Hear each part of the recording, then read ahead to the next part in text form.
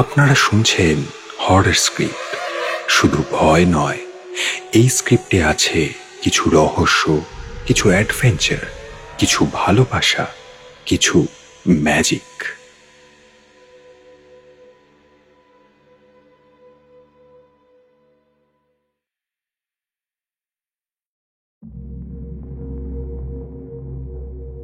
নমস্কার।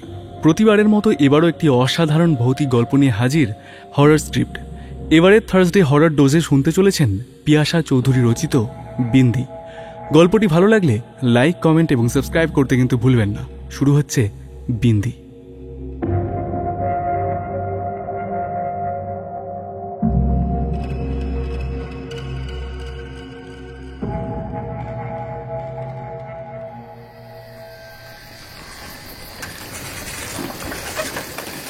কি হলো দাদা, এভাবে হঠাৎ করে থামলেন কেন?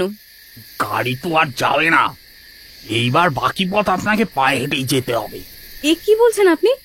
এই ভর সন্ধেবেলায় আপনি আমাকে এই নির্জন এলাকায় নামতে বলছেন? গ্রামের মুখটা পর্যন্ত একটু চলুন না দাদা। 5 বছরের বাচ্চাটাকে নিয়ে আমি কিভাবে এই পথ দিয়ে একা যাব বলুন তো? তাছাড়া আপনারা তো জানেন, সন্ধ্যের পরে এই গ্রামে বা তার আশেপাশে কোনো বাচ্চার ঘুরে বেড়ানোটা নিরাপদ নয়। তাহলে কেন আমাকে এত বড় ঝুঁকির মধ্যে ফেলে দিচ্ছেন? আগের ঘটনাগুলো মনে নেই আপনার, যে কিভাবে ওই বাচ্চাগুলোকেও... কথাটা বলতে বলতেই হঠাৎই থেমে গেল মালতী। কাঁধের ঝুলিটা ভালোভাবে আঁকড়ে ভয়ার্ত দৃষ্টিতে চারপাশটা দেখতে দেখতে একটা দীর্ঘশ্বাস ফেলে সে ভ্যান চালককে বলল, দাদা, দয়া করে গ্রামের ভেতর পর্যন্ত একটু দিয়ে আসুন। বাচ্চাটার কদিন ধরেই জ্বর, তাই ওকে নিয়ে একটু সদরের হাসপাতালে গেছিলাম। ফিরতে ফিরতে যে এতটা রাত হয়ে যাবে বুঝতে পারিনি। না হলে এই কাল সন্ধ্যায় এইটুকু বাচ্চা নিয়ে বেরোনোর ঝুঁকি কি আমি নিতাম বলুন তো? মালতীর কাতর অনুরোধে ভ্যান চালকের হৃদয় একটু হয়তো টলমল হলো। হ্যাঁ, আচ্ছা বেশ, গ্রামের মুখটায় নামিয়ে দিয়ে ফিরে যাব, কিন্তু আর ভাড়াও একটু বেশি লাগবে, এই বলে দিল। মালতী বুঝল সুযোগ বুঝে ভ্যান চালক ভাড়া বাড়াচ্ছে। তবে এই মুহূর্তে তার তর্কাতর্কির বিন্দুমাত্র ইচ্ছে ছিল না। ভালোই ভালোই ফিরতে পারলে সে বাঁচে। ইতিমধ্যেই আশপাশটা ঘিরে গেছে নির্জনতার জমাট আঁধারে। দ্রুত ভ্যানে উঠে বসতেই পাশটায় চোখ পড়ল মালতীর। কিন্তু এ কি, ওর পাশে ওর বছর 5 ছেলে সুমিত তো নেই। এ কি, আমার আমার ছেলে কোথায়? আমার ছেলে! দ্রুত পায়ে তড়াক করে ভ্যান থেকে লাফিয়ে নেমে পড়ল মালতী। এমতাবস্থায় বাধ্য হয়ে সেই ভ্যান চালকও নামল। আপনার ছেলে কোথায় গেল? আমি জানি না, একটু আগে যখন আপনার সাথে কথা বলছিলাম তখন তো এখানেই ছিল। এর মধ্যেও কোথায় চলে যাবে? ওর চোখে মুখে স্পষ্ট ভয় আর আতঙ্ক লক্ষ্য করল ভ্যান চালক। এই এলাকা সম্পর্কে অনেক কিছু তারও জানা। সত্যি বলতে কি, সেই ভয়ঙ্কর আতঙ্কের কারণেই সে আর গ্রামের ভিতরে ঢুকতে চাইছিল না। কারণ ফিরতে তো তাকে একাই হতো। কিন্তু কথায় আছে না, যেখানে বাঘের ভয় সেখানেই সন্ধে হয়। তবুও নিজেকে শান্ত করল ভ্যান চালক। আপনি ভয় পাবেন না, আপনার ছেলে এখানে কোথাও আছে, হয়তো পেচ্ছাপ করতে গেছে। কি আশ্চর্য কথা বলছেন দাদা আপনি! 5 বছরের একটা বাচ্চাও এই একা নির্জন অন্ধকারে, ওর পক্ষে কোথাও যাওয়া কি সম্ভব? ঈশ্বর, ঈশ্বর, আমার ছেলেটা কোথায় গেল? আচ্ছা চলুন চলুন, একটু এদিক ওদিক খুঁজে দেখি, কাছে পিঠে কোথাও থাকবে। দাঁড়ান, আমি হ্যারিকেনটা নিয়ে আসি। কথাটা বলে ঘুরতেই আশেপাশের দৃশ্যাবলী দেখে কিছুটা থমকে গেল সে। সত্যিই তো, কোথা থেকে আর কিভাবেই বা বাচ্চাটিকে খোঁজা শুরু করবে সে? কাল সন্ধ্যাই বটে, সামনে নিকষ আঁধার। হ্যারিকেনের আলোর তীব্রতা এই জমাট আঁধারের সামনে বড়ই ফ্যাকাশে, ম্লান। চারপাশের অস্বাভাবিক শান্ত পরিবেশের মাঝেই শোনা যাচ্ছে ঝিঁঝি পোকার ডাক। দুপাশের ঘন জঙ্গল থেকে ভেসে আসছে একদল শেয়ালের চিৎকার। আর তার মধ্যিখানের কাঁচা পাকা রাস্তাটায় দাঁড়িয়ে ওরা দুজন। ভ্যান চালকটি একবার সামনে তাকালো। সামনে কিছুটা এগোলেই মালতীর গ্রাম ঠাকুরপুর, আর পিছনে ফেরার রাস্তা, অর্থাৎ বাস স্ট্যান্ড, চায়ের দোকান ইত্যাদি। এখন করণীয় কি ওদের দুজনের, সেটাই মাথায় আসছিল না। এই ঘন জঙ্গলের মাঝে কোথায় খুঁজবে তারা বাচ্চাটিকে? যদিও মালতী কারোর কোনো অপেক্ষা না করেই কাতর কণ্ঠে ছেলের নাম ধরে ডাকতে ডাকতে জঙ্গলের ভেতরে ছুটতে লাগলো। সুমিত, সুমিত, সুমিত, তুই কোথায় গেলি বাবা? সুমিত, সাড়া দে, তুই কোথায় সুমিত? কিন্তু না, কোনো সাড়া পাওয়া গেল না।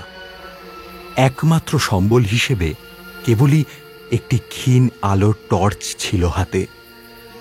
এদিকে হাতে সুযোগ ছিল ভ্যান চালকের ফিরে যাওয়ার, কিন্তু মানবিকতার খাতিরেই হোক বা দুশ্চিন্তার কারণেই হোক, হাতে হ্যারিকেন নিয়ে সেও দ্রুত পায়ে অনুসরণ করল মালতী।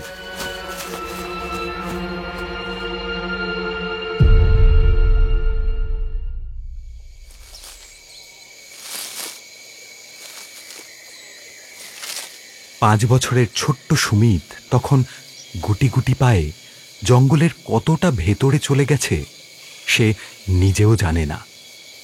চোখের দৃষ্টি সামনে স্থির।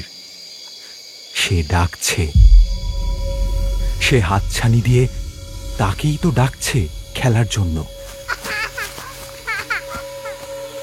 একগাল হেসে ছোট্ট পায়ে ছুটতে ছুটতে ঘন আধার ঘেরা জঙ্গলের মাঝেই এগিয়ে গেল সুমিত। কাউকে যেন অনুসরণ করছিল সে, আর তারপর হুট করেই মিলিয়ে গেল সেই অন্ধকার গহ্বরে। সুমিত, তুই কোথায় বাবা? সাড়া দে। সুমিত, সুমিত, কোথায় তুই? শুনতে পাচ্ছিস? এদিকে বেশ কিছুক্ষণ সময় অতিবাহিত হওয়া সত্ত্বেও নিজের ছেলেকে খুঁজে না পেয়ে দিকবিদিক জ্ঞানশূন্য মালতী কোথায় যাচ্ছিল, কি করছিল, কিছুই বুঝে উঠতে পারছিল না। কোথায় বাবা? সাড়া দে। সুমিত, সুমিত, কোথায় তুই? প্রচণ্ড আতঙ্কে বুকের ভেতরটা কাঁপতে শুরু করেছে তার। ছেলেকে পাওয়ার আপ্রাণ মরিয়া চেষ্টায় সে জঙ্গলের ভেতরে প্রবেশ করে কতটা ঝুঁকি নিজের হাতে নিচ্ছিল কোনো ধারণাই ছিল না তার।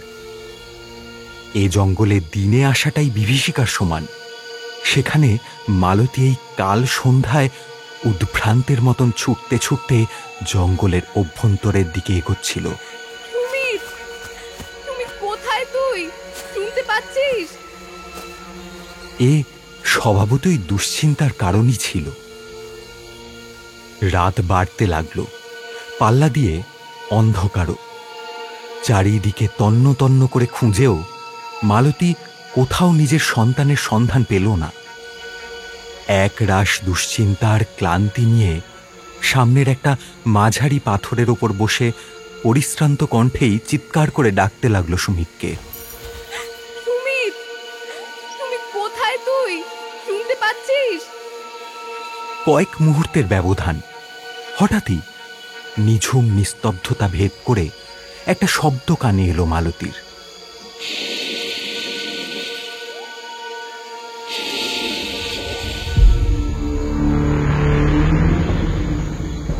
চমকে উঠে এসে সামনে টর্চের আলো ফেলতেই দেখল একটা বছর 6-7 বাচ্চা মেয়ের অবয়ব সামনের ঝাঁকড়া মাথার তেঁতুল গাছটার ওপর থেকে টিকটিকির মতন বেয়ে ক্রমশ নিচের দিকে নামছে। অর্ধ পচা গলা তার শরীরের জায়গায় জায়গায় পোকা ধরেছে।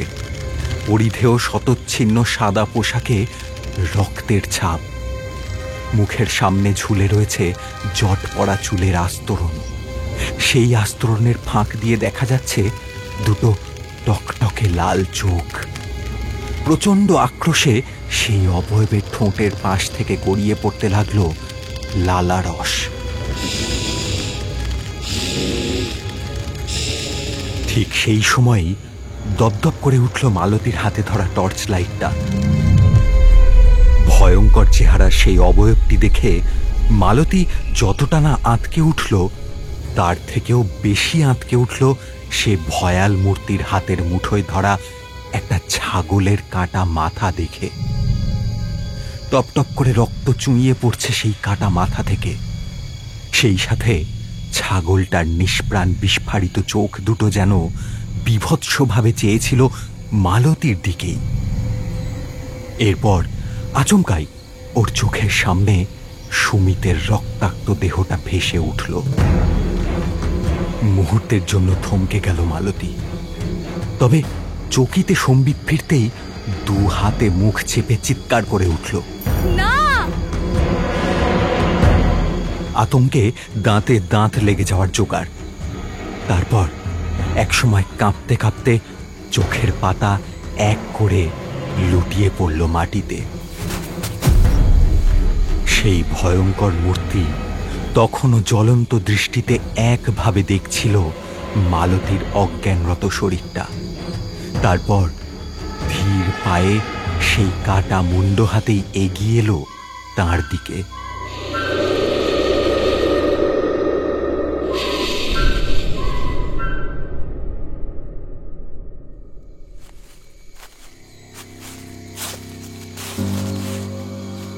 এদিকে খোঁজাখুঁজির কারণে ভ্যান চালকও জঙ্গলের অনেকটা ভেতরে চলে এসেছিল, কিন্তু মালতী কিংবা তার ছেলে কারোর সন্ধানই মিলল না।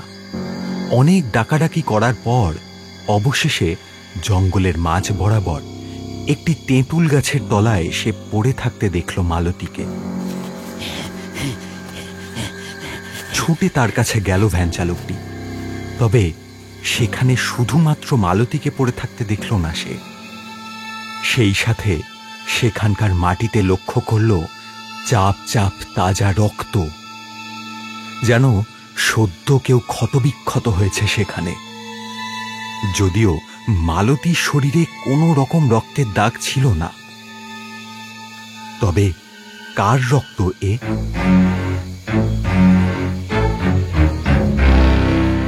এমন দৃশ্যে ভীত শঙ্কিত ভ্যান চালকটি ভয়ার্ত কণ্ঠে চিৎকার করতে করতে জঙ্গল পেরিয়ে ছুটতে লাগলো গ্রামের দিকে।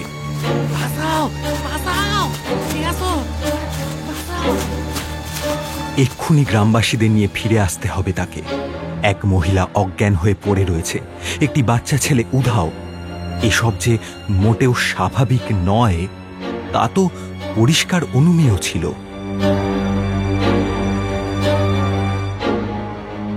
এদিকে খবরটা গ্রামে ছড়িয়ে পড়তেই মালতীর স্বামী বিকাশ সহ আশেপাশে সকলে মশাল এবং হ্যারিকেন হাতে বেরিয়ে পড়ল মালতী ও তার সন্তানকে খোঁজার উদ্দেশ্যে।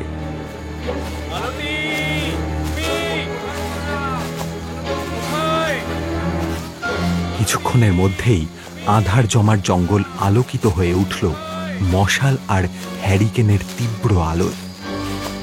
ইতিমধ্যে খোঁজাও শুরু হয়েছে মালতীকে। অতঃপর সেই তেঁতুল গাছের তলায় পাওয়া গেল অজ্ঞানরত মালতীর দেহটা। বিকাশ কয়েকজন গ্রামবাসী সহায়তায় মালতীকে ভ্যানে উঠিয়ে তাকে বাড়ির উদ্দেশ্যে পাঠিয়ে দিল।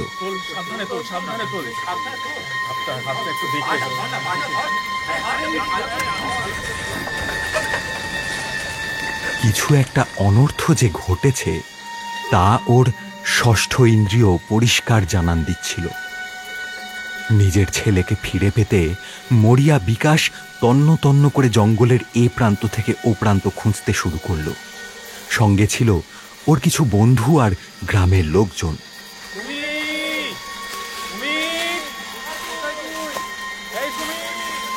ভ্যান চালকটির থেকে সে জানতে পেরেছিল সুমিত কখন যে টুক করে ভ্যান থেকে নেমে পড়েছিল কেউ খেয়াল করতে পারেনি।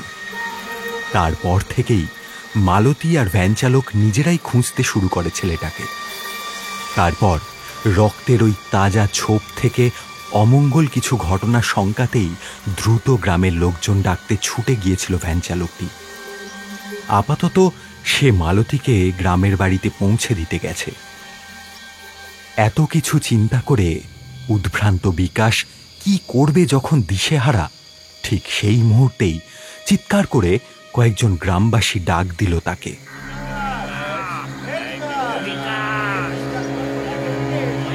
জঙ্গলেরই এক পরিত্যক্ত ডোবার পাশ থেকে উদ্ধার হয় সুমিতের ফ্যাকাশে দেহখানি। যেন শরীর থেকে তার সমস্ত রক্ত শুষে নিয়েছে কেউ। বিস্ফারিত খোলা দু চোখ দেখে মনে হচ্ছে কোনো কিছুতে প্রচণ্ড আতঙ্কিত হয়ে পড়েছিল ছেলেটা। বিকাশ স্তব্ধ হয়ে দেখছিল ছেলেকে। এই দৃশ্য দেখে একজন মহিলা গ্রামবাসী মুখে আঁচল চাপা দিয়ে ডুকরে কেঁদে উঠল। কি কুক্ষণে যে মালতী এত দেরি করে বাড়িতে ফিরল, জানে না যেন যে সন্ধ্যের পরে এদিকটা এলে মারাত্মক দুর্ঘটনা ঘটতে পারে। পুরোহিত মশাইয়ের কড়া নির্দেশ থাকা সত্ত্বেও বিশু ঠাকুরের ফুটফুটে বাচ্চা ছেলেটা এ পথে এসে বেঘরে প্রাণ হারালো। ময়রা বাড়ির মেয়েটাও তো সন্ধ্যার পর এ পথ দিয়েই বাড়ি ফিরতে গিয়ে উধাও হয়েছিল। পরের দিন তার ঠিক এমনই ফ্যাকাশে রক্তশূন্য দেহটা এই ডোবার ধারেই পাওয়া যায়। এরপর তো গ্রামের স্থানীয় পুরোহিত মশাই আরও কড়াকড়ি করে দিয়েছিল যাতে সন্ধ্যার পর কেউ বাইরে না বেরোয়। বিশেষত ছোট্টরা বিকেলে খেলাধুলা করতে বাচ্চারা বেরোলেও যাতে সন্ধ্যার আগেই তারা ফিরে আসে, আর গ্রামবাসী খুব প্রয়োজন ছাড়া যেন সন্ধ্যার পর বাইরে না বেরোয়। বিশেষত অমাবস্যা কিংবা ঘন কালো মেঘে যখন আকাশ ঢেকে থাকবে তখন তো একদমই না। তারপরেও তোর বউ ওইটুকু বাচ্চাকে নিয়ে বেরিয়েছিল কেন বিকাশ? এই প্রশ্নে কান্নায় ভেঙে পড়ল বিকাশ। ছেলের নিথর দেহটা বুকে জড়িয়ে ধরে চিৎকার করতে থাকলো সে।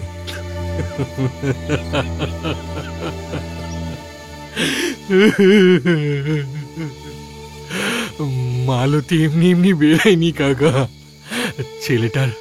ছেলেটার এত শরীর খারাপ ছিল যে হাসপাতালে নিয়ে যেতে বাধ্য হয়েছিল। এ গ্রামে তো কোনো হাসপাতাল নেই, তাই সদর যেতে হয়েছিল। কোনোভাবে ফিরতে দেরি হয়ে গিয়েছিল হয়তো, আর সেই সুযোগেই। কিছু গ্রামবাসীর টুকরো টুকরো কথার শব্দ কানে আসছিল বিকাশের, যাদের মধ্যে একটা শব্দ বারংবার শুনতে পাচ্ছিল সে।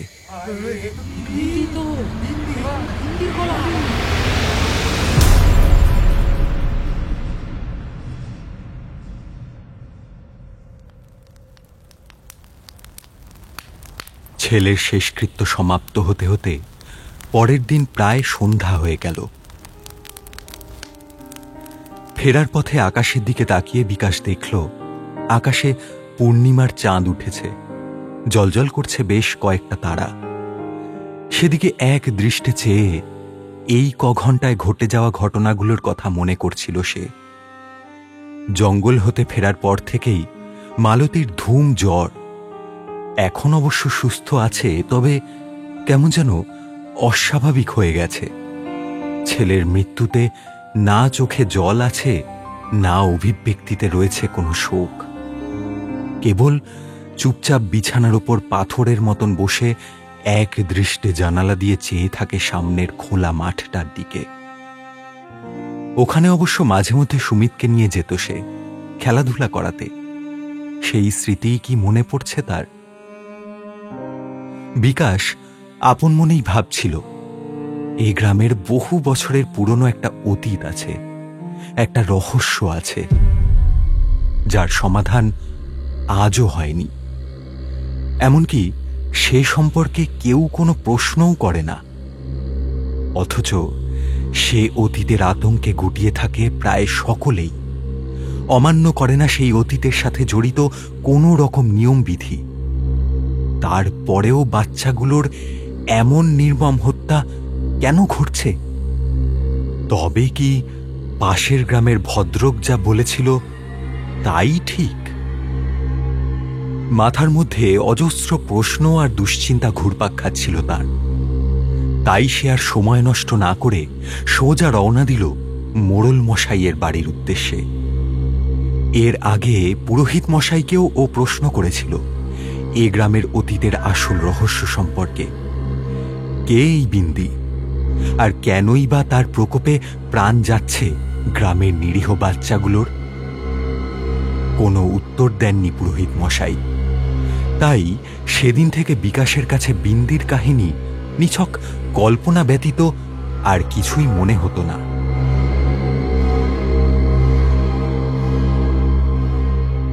মোড়ল মশাইয়ের বাড়ির উঠোনে কয়েকজন লোক দেখে থমকে যায় বিকাশ। হয়তো কোনো আলোচনা সভা বসেছে এই ভেবে কয়েক মুহূর্ত অপেক্ষা করতেও চায়, তবে তার মন আজ বড্ড তাড়া দিচ্ছে। মনের মাঝে যে প্রশ্ন আর কথাগুলো জমেছে তার আজ কোনো সুরাহা না করতে পারলে। মোড়ল সাহেব, এই আপনার সাথে কিছু কথা বলতে চাই। বিকাশ দেখল উপস্থিত সকলে এই গ্রামেরই বাসিন্দা। বিকাশকে উদ্বিগ্ন দেখে একটা দীর্ঘশ্বাস ফেললেন গ্রামের বৃদ্ধ মোড়ল জয়ন্তবাবু। বলো বিকাশ, কি বলতে চাও তুমি? আমি জানি সুমিতকে কে মেরেছে। যে সুমিতকে মেরেছে আগের বাচ্চাগুলোকেও সে বা তারাই মেরেছে। জয়ন্তবাবু কপাল কুঁচকে এক দৃষ্টে দেখছিলেন বিকাশকে। সন্তান হারিয়ে সত্যিই সে বিধ্বস্ত। তারপর শুনেছে স্ত্রীও নাকি খাওয়া দাওয়া পরিত্যাগ করে পুত্র শোকে পাথর হয়ে গেছে। এই সবই সেই অভিশাপ। বিকাশের কথায় একজন গ্রামবাসী বলে উঠল, সবাই জানে কে মারতে পারে, বিন্দি।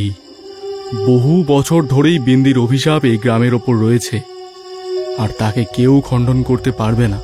কোনো পুরোহিত মহাত্মা কেউ নয়। সে ভয়ঙ্কর, ভীষণ ভয়ঙ্কর। তার আক্রোশের হাত থেকে মুক্তি নেই। তাই এই গ্রামে থাকতে গেলে আমাদের সাবধানতা অবলম্বন করাটাই শ্রেয়। এসব মিথ্যে, কাল্পনিক, মন গড়া কথা। বিন্দি নামক কোনো অভিশাপের ছায়া এই গ্রামে থাকলে তার অতীতের ঘটনা জানতে পারতাম আমরা। কেউ জানেন আপনারা? বলুন, কে এই বিন্দি? কি ঘটেছিল তার সাথে? আর কেনই বা সে এই গ্রামকে অভিশাপের জালে জর্জরিত করে দিল? এই সব ঠগি দলের কাজ। পাশের গ্রামের ভদ্রক বলেছিল, আজকাল ঠগি দলের অত্যাচার আশপাশের গ্রামে বেশ বেড়েছে। লুটপাট, সাধারণ মানুষের ওপর অত্যাচার, এসব তো তারাই করে। সেই সাথে শিশু চুরি করে হুমকির খেলাও তারা খেলতে শুরু করেছে আজকাল। অপহৃত শিশুটিকে ফিরিয়ে দেওয়ার পরিবর্তে তারা তার পরিবার থেকে অন্যায্য দাবি হেতু টাকা, পয়সা, সোনা দানা দাবি করে। কাজেই ঘটনাগুলো কিছুটা এমনও তো হতে পারে, শিশুদের অপহরণ করার সময় দুর্ঘটনাবশত ওই ঠগি দলের হাত থেকে খুন হয়ে যায় তারা। পাশের গ্রামে তো এমন একটি ঘটনা ঘটেছে। কাজেই মোড়ল মশাই, আমাদের ওই ঠগি দলের একটা ব্যবস্থা করা উচিত। এইবার এক বৃদ্ধ গ্রামবাসী খানিক গম্ভীর হয়ে বললেন, সে বাচ্চাটি খুন হয় শ্বাসরুদ্ধ হয়ে। থানার দারোগা বাবু জানায় সেই মৃত্যু স্বাভাবিক মৃত্যুই ছিল। তবে আমাদের গ্রামের বাচ্চাগুলোর অস্বাভাবিক মৃত্যুর কথাই কিন্তু জানিয়েছিলেন তিনি। আচম্বিত বাচ্চাগুলোর শরীর ওরকম বিভৎসভাবে রক্তশূন্য হয়ে যাওয়া, সারা শরীর জুড়ে ভয়ানক আঁচড়ের দাগ, এইসব দেখে তো পরিষ্কার বোঝাই যাচ্ছিল এ কোনো মানুষের কাজ নয় বাবা। এমন নৃশংসভাবে কাউকে মারা কোনো সাধারণ মানুষ কেন, কোনো ডাকাতের পক্ষেও সম্ভব নয়। এ হোক আর না হোক বিন্দিরই কাজ। সন্ধ্যায় যার নাম নেওয়া বিপদের, সেখানে সন্ধ্যার পর বাইরে বেরিয়ে নিজেকে বিন্দির কবলে ফেলাটাই তো বোকামি। একদিকে সন্তান হারানোর তীব্র যন্ত্রণা, অপরদিকে স্ত্রীর নীরবতা ভেতর থেকে শেষ করে দিচ্ছিল বিকাশকে। দাঁতে দাঁত চেপে সে মোড়ল মশাইয়ের দিকে তাকালো। মোড়ল মশাই, বিন্দির রহস্য কি আজ আপনাকে বলতেই হবে। আমি তা না জেনে এখান থেকে কোথাও যাব না। বলুন, বাচ্চাগুলোর প্রাণ শেষ হয়ে যাচ্ছে, অথচ আমরা কেউ কিচ্ছু করতে পারছি না। কেন সে তার করাল অভিশাপের ভয়ঙ্কর ছায়া আমাদের গ্রামের ওপর ঢেকে রেখেছে? কেন ক্ষতি করছে আমাদের গ্রামের? একের পর এক বাচ্চাকে প্রাণে মারছে। দীর্ঘ সময় যাবৎ ঘটছে এই ঘটনা, কেন? উত্তর দিন কেন? সে ঘটনা স্বচ্ছভাবে আমারও জানা নেই। আমাকেও বিন্দির থেকে বাঁচতে ছোট থেকেই এই গ্রামের নিয়মাবলী মানতে শেখানো হয়েছে। বছরের পর বছর ধরে এ নিয়ম মানতে মানতে তা প্রচলিত রীতিতে পরিণত হয়েছে। আর এ নিয়ম পালন ঠিক মতো ঘটে আসছে বলেই এই গ্রাম নিরাপদে ছিল। কিন্তু কয়েক বছর যাবৎ এর অন্যথা হওয়ার কারণেই বিন্দির অভিশাপ পুনরায় জাগ্রত হয়েছে। ক্ষতি করছে গ্রামবাসীদের, প্রাণে মারছে একের পর এক গ্রামের বাচ্চাদের। কিন্তু সারা জীবন তো এইভাবে চলতে পারে না, এর একটা বিহিত দরকার। আজ আপনাকে বলতেই হবে বিন্দির আসল রহস্য কি, কেন এর আতঙ্কে রক্তহীন হয় গ্রামবাসীদের, কেন ওর জন্য এই নিয়মের ঘেরাটোপ। এমন সময় ভেতর ঘর থেকে ধীর পায়ে বেরিয়ে আসলো মোড়ল মশাইয়ের নাতি, বছর 25-এর সুব্রত। বিকাশ দাদা ঠিকই বলছে দাদু। কি নিয়ম রয়েছে এই গায়ে? বিন্দির জন্য? কে এই বিন্দি?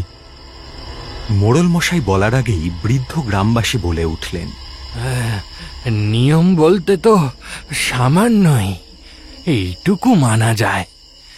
এ গায়ে প্রতিটি পুজো ধুমধাম করে করা হয় যাতে বিন্দির প্রভাব না বাড়তে পারে। প্রতি অমাবস্যার রাতে কাঁচা মাংসের ভোগ চড়াতে হবে বিন্দিকে, আর সে ভোগ রেখে আসতে হবে ওই ওই গ্রামের বাইরের জঙ্গলটায় থাকা সেই ডোবার পাশে। আর আর সব থেকে গুরুত্বপূর্ণ হলো সন্ধ্যার পর বিশেষ প্রয়োজন ব্যতীত কারোর বেরোনো চলবে না, বিশেষত শিশু কিংবা বাচ্চাদের তো কোনো মতেই না, তাহলেই বিপদ। কিন্তু কে এই বিন্দি? ও কেন অভিশাপ হয়ে নামলো আমাদের গ্রামে?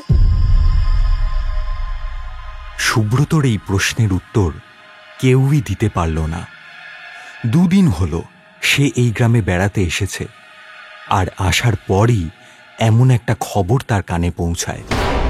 তারপর থেকেই সে একটু সংবিঘ্ন হয়ে রয়েছে। প্রায় 6-7 বছর পর সে পুনরায় এলো এই গ্রামে। আসলে খুব অল্প বয়সে ওর বাবা এই গ্রাম ছেড়ে শহরে চলে গিয়েছিলেন চাকরির সূত্রে। সুব্রতর জন্ম, এমনকি বেড়ে ওঠাও শহরেই। এই গ্রামে তার আসা ওই হাত গুনে। এখানে সে তেমন একটা থেকেছে বলেও তার মনে পড়ে না।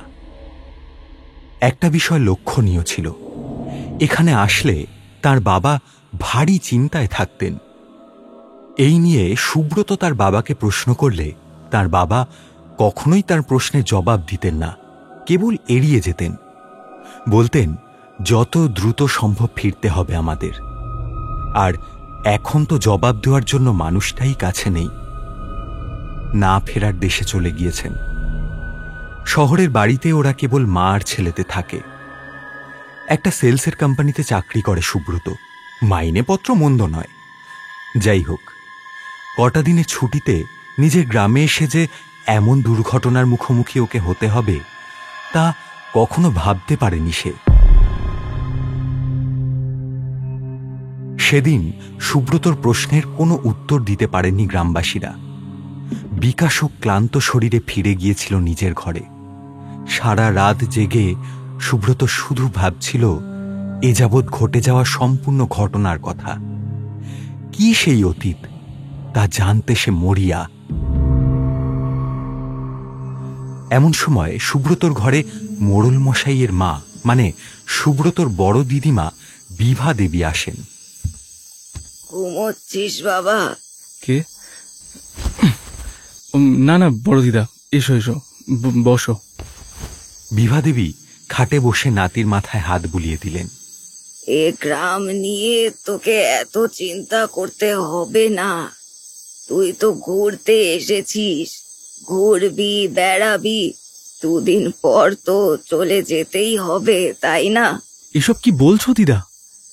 নিজের গ্রামে এরম নৃশংস ঘটনা চলছে আর আমি চুপ থাকবো? ছোটবেলাটা তো এই গ্রামে কাটাতেই পারিনি আমি। এখানে আনার কথা বললে বাবা এড়িয়ে যেত, আর এখন আবার এখানে এসে শুনি সন্ধ্যার পর বেরোনো যায় না এখানে। তার আগেই নাকি ফিরতে হয় ঘরে। কেন এখানকার লোকজন এত ভীত সন্ত্রস্ত থাকে? একটা সত্যি কথা বলবো, তোর বাবা চাকরির খোঁজে শহরে যায়নি। আসলে তোর জন্ম তো এই গ্রামেই হয়। সেবারও গ্রাম থেকে একটা বছর দুয়েকের শিশুর রক্ত শূন্য দেহ উদ্ধার হয়। এই খবরটা তোর বাবার কানে পৌঁছাতেই সে বিন্ধির আতঙ্কে সর্বদা তটস্থ থাকতে শুরু করে। আসলে নিজের একমাত্র ছেলেকে হারানোর কোনো ঝুঁকি সে নিতে চাইছিল না, তাই তোকে আর বৌমাকে নিয়ে পাড়ি দিয়েছিল শহরে। কিন্তু এই বিন্দির ঘটনা কি, কবেকার? ঘটনাটা আমার শ্বশুর মশাইয়ের আমলের। তখন অবশ্য মোড়ল সাহেব অনেক ছোট ছিল, ওই 4 কি 5 বছর হবে। একটা মারাত্মক অপরাধ ঘটেছিল এই গ্রামের বুকে। সেদিন গোটা গ্রাম শুনেছিল এক অসহায় বাচ্চা মেয়ের হাহাকার। গ্রামবাসীরা কম বেশি প্রায় সকলেই সে অপরাধের সাথে জড়িত ছিল, আর তার কারণেই এ গ্রামের বুকে নেমে আসে এক মারণ অভিশাপ। সেই অসহায় বাচ্চা মেয়েটার নামই বিন্দি। কয়েক মুহূর্ত গম্ভীরভাবেই বসে থাকল সুব্রত। ওর চোখে মুখে থাকা উদ্বেগের স্পষ্ট ছাপ লক্ষ্য করতে পেরে বিভাদেবী বললেন, তুই এসব নিয়ে আর ভাবিস না বাবা, তুই শুয়ে পড়। এসবের মাঝে তোর না জড়ানোই ভালো। সেই বিন্দিকে আমরা কেউ চোখে দেখিনি, তবে তার বিভীষিকার কথা সবারই জানা। তুই কটা দিনের জন্য এখানে এসেছিস, এসবের মাঝে তুই নিজেকে জড়াস না বাবা।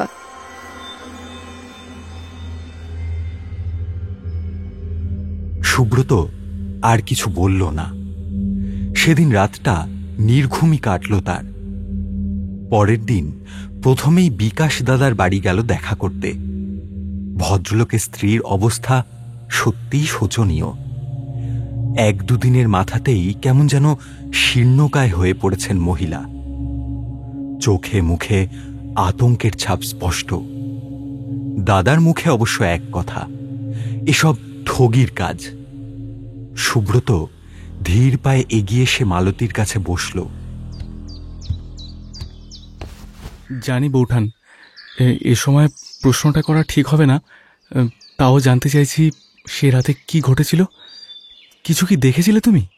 সুব্রতর কথাটা শোনা মাত্রই মালতীর চোখের সামনে সেই বিভীষিকাময় বাচ্চাটির অবয়ব ভেসে উঠল। সেই জ্বলন্ত লাল চোখ দুটোর পুনরায় কাল্পনিক চোখাচোখি হতেই চিৎকার করে কেঁদে উঠল মালতী। বিন্দি, আমার ছেলেটাকে ওই বিন্দি খেয়ে নিল গো। ওই বিন্দি সর্বনাশ করে ছেড়ে দিল এই গ্রামের। ওর অভিশাপে শেষ হয়ে গেল আমার ছেলেটা, একেবারে শেষ হয়ে গেল। মালতীর এমন অতর্কিত কান্নাকাটিতে সুব্রত যারপরনাই বিভ্রান্ত হয়ে উঠে দাঁড়াল। সঙ্গে সঙ্গে গ্রামের বাকি স্ত্রীরা মালতীকে ধরাধরি করে বিছানায় শোয়াল। মালতী অবশেষে মুখ ফুটে কথা বলতে পারছে দেখে তারা সকলেই নিশ্চিন্ত। বলি, এই ভর সন্ধেবেলা ছেলেকে নিয়ে ফেরার কি যে দরকার ছিল কে জানে। যেখানে পুরোহিত মশাই পই পই করে বলে দিয়েছেন সন্ধ্যার সময় কাউকে না বেরোতে, সেখানে। কথাটা শুনে সুব্রতর মনে একটা খটকা জাগল। এই সকল সাবধানবাণী গ্রামের পুরোহিত মশাই দিয়েছেন, অর্থাৎ তিনি নিশ্চয়ই এই রহস্যবলী সম্পর্কে কিছু না কিছু জানেন। অতঃপর আর সময় নষ্ট না করে সুব্রত দ্রুত গ্রামের মন্দিরের উদ্দেশ্যে রওনা দিল। পুরোহিত মশাইয়ের সাথে কথা বলতেই হবে তাকে।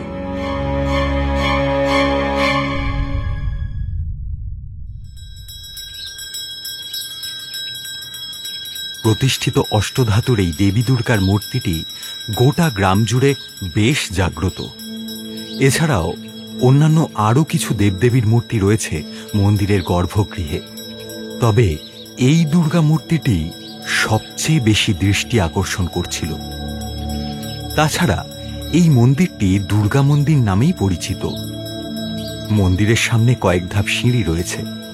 সেই সিঁড়ি ভেঙে সোজা উপরে উঠে এলো সুব্রত। দেবী আরাধনায় ব্যস্ত পুরোহিত মশাই ওকে যে দেখেননি এমনটা নয়, তবে উনি হয়তো অনুমান করতে পেরেছিলেন যে সুব্রত ঠিক কী কারণে এসেছিল সেখানে। পুজো শেষ করে ফিরতেই সুব্রতর দিকে দৃষ্টি গেল পুরোহিত মশাইয়ের। ওর তীক্ষ্ণ জিজ্ঞাসু দৃষ্টির মাঝে থাকা প্রশ্নটা বুঝতে পেরে পুজোর থালা নির্দিষ্ট স্থানে রেখে বললেন, কিছু বলবে বাবা? তোমার চোখ মুখের ব্যস্ততা দেখে তো মনে হচ্ছে না যে কেবল পুজো দেখার উদ্দেশ্য হেতু এখানে এসেছ। বিন্দি কে পুরোহিত মশাই? আপনি নিশ্চয়ই ওর সম্পর্কে কিছু না কিছু তো জানেন। জমিদার বীরেন্দ্র কিশোর ঠাকুরের নামেই এই গ্রামের নাম হয় ঠাকুরপুর। অত্যন্ত দয়ালু মানুষ ছিলেন তিনি। গ্রামবাসীদের অনেক উপকার করতেন। এই দুর্গা মন্দিরটিও তো ওনারই তৈরি করা। তিনি এর দেখাশোনা ও নিত্য পুজোর দায়িত্ব দিয়েছিলেন ওনার কুলপুরোহিত বাসুদেব বাণুজ্যের ওপর। তারপর থেকেই বাসুদেব বাণুজ্যের বংশধররাই দেখাশোনা করে আসছে এই মন্দিরের। ওনার শেষ বংশধর ছিলেন একজন মেয়ে, তারও বিয়ে হয়ে যায়। তখন গ্রামের তৎকালীন মোড়ল আমার বড়দাকে এই মন্দিরের নিত্য পুজোর জন্য আমন্ত্রণ জানান। এসব বহু বছর আগের ঘটনা। আমরা পাশের গ্রামেই থাকতাম। প্রথম দিকে আমার দাদা এসে মন্দিরের পুজো আর্চা করে যেত, কিন্তু পরে পরে সে আমাকে এই দায়িত্ব দিলে আমি আর আপত্তি জানাইনি। ওই গ্রামেও দাদার হাতে হাতে মন্দিরের কাজকর্ম করতাম। কিছুদিন এভাবে চলার পর সপরিবারে এই গ্রামে স্থায়ী বসবাসের জন্য চলে আসি। যাই হোক, এই গ্রামের নিয়ম কিন্তু আমার তৈরি নয়। জমিদার বাড়ির কুলপুরোহিত বাসুদেব পুরোহিতের বংশধরদের নির্মেয়। মন্দির রক্ষণাবেক্ষণের পরম্পরায় আমরা যারা আছি তারা তো কেবল ওই নির্দেশ পালন করে গ্রামবাসীদের সাবধান করছি। তবে একথা ঠিক, এই গ্রামের আকাশে ভয়ঙ্কর কোনো অভিশাপের করাল ছায়া রয়েছে। সে কারণেই এই গ্রাম এত নিষ্প্রাণ লাগে, এত। কিন্তু কেউ তো জানবে রহস্য। জানতে পারে। বাসুদেব বাণুজ্যের শেষ বংশধর যে মেয়েটি, তার পক্ষে জানা সম্ভব। এই গ্রামে বাসুদেবের আর কোনো আত্মীয় বা পরিবারের লোক নেই। তাদের খোঁজও জানি না। রত্না মানে ওই মেয়েটির খোঁজই কেবল জানা, কিন্তু সে আদৌ সেখানে আছে কিনা, জীবিত কিনা কিছুই জানা নেই। তবে তার বাড়ির লোক হয়তো জানতে পারে। তাদের ঠিকানা আপনি জানেন ঠাকুরমশাই? হ্যাঁ, নিশিকান্তপুর। বাসুদেব বাণুজ্যের যে বংশধর, তার নাম রত্না। এর থেকে বেশি কিছু আমার জানা নেই।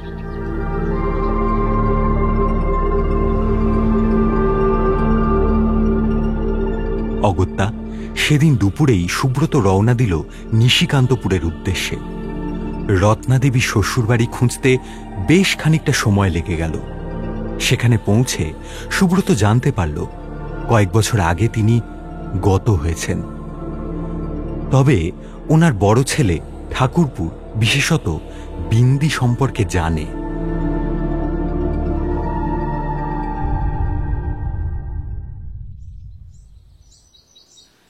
একটা বেতের মোড়ায় বসে আছে সুব্রত। সামনেও দুটো বেতের মোড়া রয়েছে। তার একটায় রত্নাদেবীর বড় ছেলে সমীর বাবু বসে, অপরটা খালি।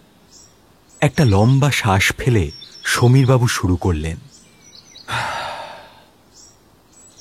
বিন্দির সাথে আমাদের পূর্বপুরুষের সম্পর্ক ওতপ্রোতভাবে জড়িত, আর তার সম্পর্কে আমি আমার মায়ের কাছ থেকে জানতে পেরেছিলাম। ছেলেবেলায় যখন ওখানে যাওয়ার জন্য বায়না করতাম, তখন মা নিষেধ করত। কেন করত তা কখনোই বলতো না।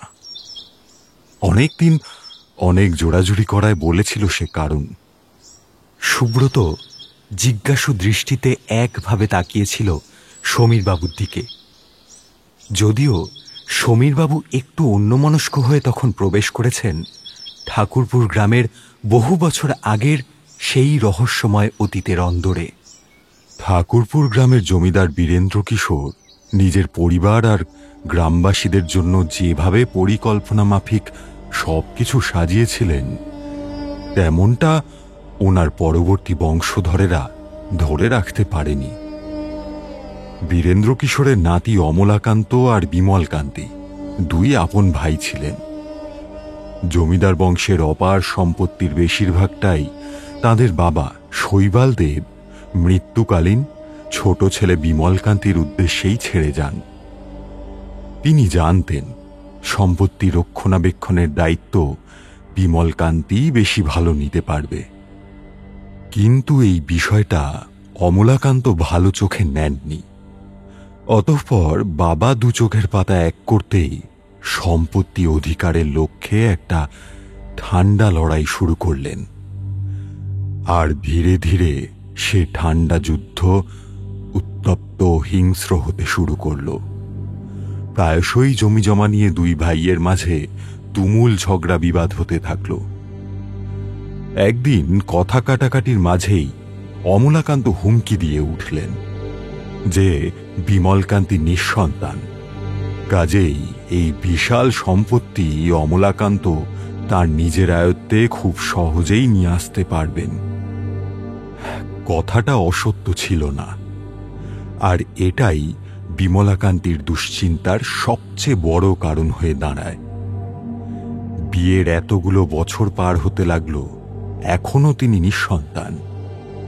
সন্তান লাভ আদৌ হবে কিনা অজানা। এই সুযোগটাই তার দাদা অমলাকান্ত নিতে চাইছেন। যত দ্রুত সম্ভব বিমলকান্তির সন্তান চাই, নতুবা সম্পত্তি রক্ষণাবেক্ষণ করা তার পক্ষে অসম্ভব হয়ে পড়বে। এদিকে স্বামীর মনের অবস্থা আর দুশ্চিন্তার কথা কিছুটা অনুমান করতে পারছিলেন বিমলকান্তির স্ত্রী যামিনী দেবী। ভীষণ স্নেহ করতেন তিনি স্বামীকে, কাজেই ওনার মনের হাহাকার আর দুশ্চিন্তা যামিনী দেবীর চোখেও জল এনে দিয়েছিল। এদিকে দিনের পর দিন দুশ্চিন্তায় থাকার কারণে বিমলকান্তির শরীরও ভাঙতে লাগল। এমন একটা সময় বাড়ির এক পরিচারিকা তাকে এক অঘরীর খোঁজ দেয়। মস্ত বড় সে তান্ত্রিক, বহু মানুষের কাজ সফলভাবে সম্পন্ন করেছেন তিনি। পরিচারিকার মতে যামিনী দেবী একবার ওই তান্ত্রিকের সাথে দেখা করতে পারেন। নিশ্চয়ই তিনি কোনো না কোনো সমাধানের পথ বাতলে দেবেন যামিনী দেবীকে। স্বামীর এমন অবস্থার সংসারে আসা আগাম বিপদের কথা চিন্তা করে তিনি এক প্রকার বাধ্য হয়েই দেখা করতে যান ওই তান্ত্রিকের সাথে। কিন্তু তার জানা ছিল না যে ওই তান্ত্রিকের কাছে যাওয়ার কারণে তার সমস্যা ভয়াবহ বিপদের আকার নেবে। সে তান্ত্রিক কোনো সাধারণ তান্ত্রিক ছিলেন না, ছিলেন ভয়ানক শক্তিশালী এক শয়তানের উপাসক। যামিনী দেবীর থেকে সমস্যার কথা শুনে তান্ত্রিক পরিষ্কার বিধান দিলেন, পুজো করতে হবে, কিন্তু এ কোনো সাধারণ পুজো নয়। শয়তানের পুজো করতে হবে তোমায় বৌঠান। একটা চুক্তিতে আবদ্ধ হতে হবে শয়তানের সাথে, তবেই তুমি সন্তান লাভ করতে পারবে। এত দূর এসে আর ফিরতে মন হল না যামিনী দেবীর। মনে মনে ভাবলেন, যা হওয়ার হোক, যদি এভাবে তিনি সন্তান লাভ করতে পারেন তবে তাই হোক। বিমলকান্তিকে আর ভেঙে পড়তে দেখতে পারছিলেন না তিনি। কিন্তু তখনও যামিনী দেবীর জানা ছিল না যে কোন ভয়ঙ্কর অপশক্তিকে আহ্বান করতে চলেছিলেন তিনি। তান্ত্রিক স্পষ্ট জানান, যামিনী দেবীর যমজ সন্তান হবে। যাদের একজন হবে মানব সন্তান আর অপরজন শয়তানের। নিজের স্বামী সংসার বাঁচাতে একরাশ দ্বিধার ভয় নিয়েই তান্ত্রিকের শর্ত পালন করতে রাজি হয়ে যান যামিনী দেবী। তখনও ওনার জানা ছিল না সে শর্ত ভঙ্গ হলে শয়তানের বিভীষিকাময় তাণ্ডব কতটা ভয়ঙ্কর হতে পারে। তান্ত্রিক এও বলেছিলেন শর্তানুযায়ী শয়তান থেকে প্রাপ্ত দুজন সন্তানকেই সমান স্নেহ ও ভালোবাসা দিতে হবে, দুজনকেই যত্ন করতে হবে সমানভাবে। কারোর ওপর সামান্য নির্যাতন কিংবা অবহেলা অবজ্ঞা হলেও ছাড়বে না শয়তান, শেষ করে দেবে সম্পূর্ণ জমিদার বংশকে। যামিনী দেবী আর কোনো রাস্তা দেখতে না পেয়ে তান্ত্রিকের সাথে চুক্তি করে শয়তানের পুজো করতে রাজি হয়ে গেলেন। সকল সাবধানবাণী যামিনী দেবী মেনে নিলে অতঃপর পুজো শুরু করলেন তান্ত্রিক। এর কিছু সময় পর যামিনী দেবী সন্তান সম্ভবা হয়ে পড়লেন।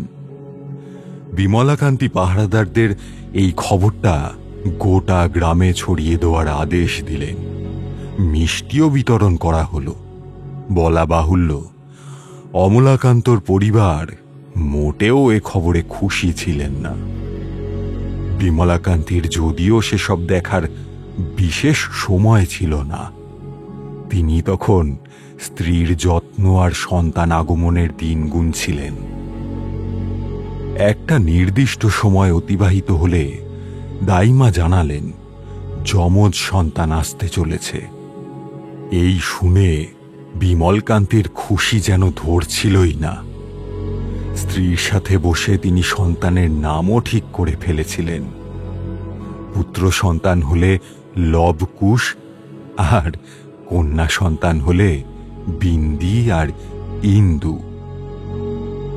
একটা সময় ভূমিষ্ঠ হল বিমলকান্তির দুজন যমজ কন্যা সন্তান। দাইমার থেকে খবর পেয়ে অসম্ভব খুশি হয়ে ভেতরে প্রবেশ করলেন বিমলকান্তি। কিন্তু ভেতরে যা ঘটেছিল তা দেখার জন্য মোটেও প্রস্তুত ছিলেন না তিনি। ওনার আনন্দ বেশিক্ষণের জন্য স্থায়ীও হল না। তিনি দেখলেন ঘরে উপস্থিত কয়েকজন দাসী ও দাইমা সহ সকলের মুখেই আতঙ্ক আর দুশ্চিন্তার ছাপ লেগে রয়েছে। দাইমা জানালেন যামিনী দেবীর প্রথম সন্তান ভূমিষ্ঠ হতেই তাঁর বীভৎস কদাকার রূপ দেখে সকলেই আতঙ্কিত। এ কথা কিছুটা অবাক করল বিমলকান্তিকে, কিন্তু তিনি নিজে যখন মুখ দর্শন করলেন প্রথম সন্তানের, আঁতকে উঠলেন। উপস্থিত মহিলারা ভুল কিছু বলেননি। এ সন্তান মানবের রূপ নাকি নাকি কোনো শয়তানের তা বোঝা দায়। নিজের প্রথম সন্তানের নারকীয় এ রূপ বেশিক্ষণ সহ্য করতে পারলেন না বিমলকান্তি। ওনার চোখের সামনে বড় ভাই অমলাকান্ত তার দুই পুত্রের পরিহাস ভরা মুখখানি ভেসে উঠতেই চোয়াল শক্ত হল। দুহাত মুঠো করে তিনি নিজের প্রথম সন্তান অর্থাৎ বিন্দির দিকে তাকালেন। এ সন্তান তো প্রকাশ্যে আনা সম্ভব নয়, তাহলে অমলাকান্ত সুযোগ পেয়ে যাবে বিমলকান্তির থেকে সমস্ত সম্পত্তি হড়প করে নেওয়ার। অগত্যা একটি দুঃসাহসিক সিদ্ধান্তে উপনীত হন তিনি। গম্ভীর স্বরে ডাক দিলেন পাহারাদারদের। এদিকে দ্বিতীয় সন্তান ভূমিষ্ঠ হলে সকলেই স্বস্তির নিঃশ্বাস ফেললেন, বিমলকান্তিও। এই সন্তান স্বাভাবিক রূপ ও চেহারা নিয়েই জন্মেছে, যদিও এর তাৎপর্য কেউ না জানুক, যামিনী দেবীর জানা ছিল। তান্ত্রিকের কথা মতো প্রথম সন্তান অর্থাৎ বিন্দি ছিল শয়তানের সন্তান, তাই তার রূপ ও চেহারা বিভীষিকাময়। দ্বিতীয় সন্তান মানব সন্তান হওয়ার কারণে স্বাভাবিক চেহারা লাভ করেছিল, কিন্তু প্রথম সন্তানকে দেখে বিমলকান্তির অনুভূতি কি ভাবার চেষ্টা করছিল যামিনী দেবী, অথচ তিনি এতটাই দুর্বল ছিলেন যে এসব নিয়ে বেশি ভাবতে পারলেন না। দু চোখের পাতা ভারী হয়ে বুঝে আসছিল ওনার একটু একটু করে, আর সম্পূর্ণ জ্ঞান হারানোর পূর্বে তিনি একটি ছায়া মূর্তি প্রত্যক্ষ করতে পারলেন ওনার তৃতীয় সন্তান ইন্দুর নিকটে। বলা বাহুল্য, সে ছায়া মূর্তি ছিল শয়তানের ছায়া মূর্তি।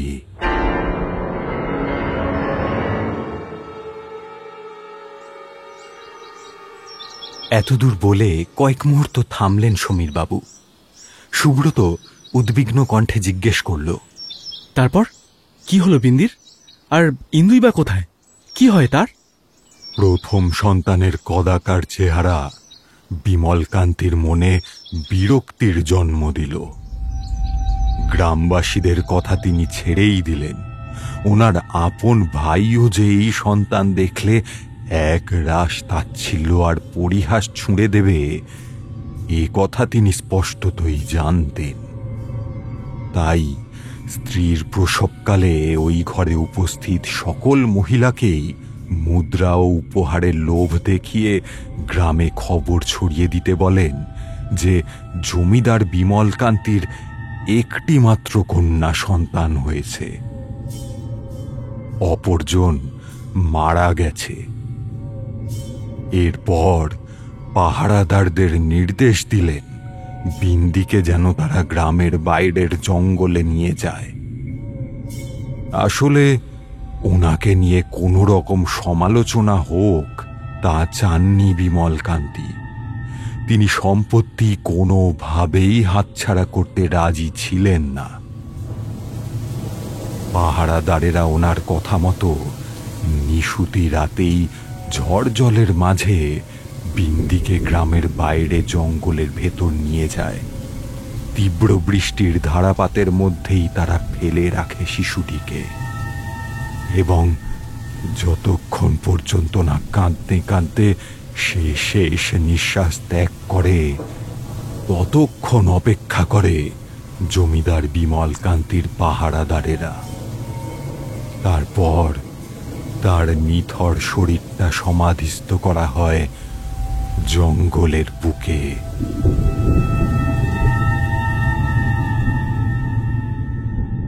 এসবের কিছুই যামিনী দেবীর জ্ঞাত হল না।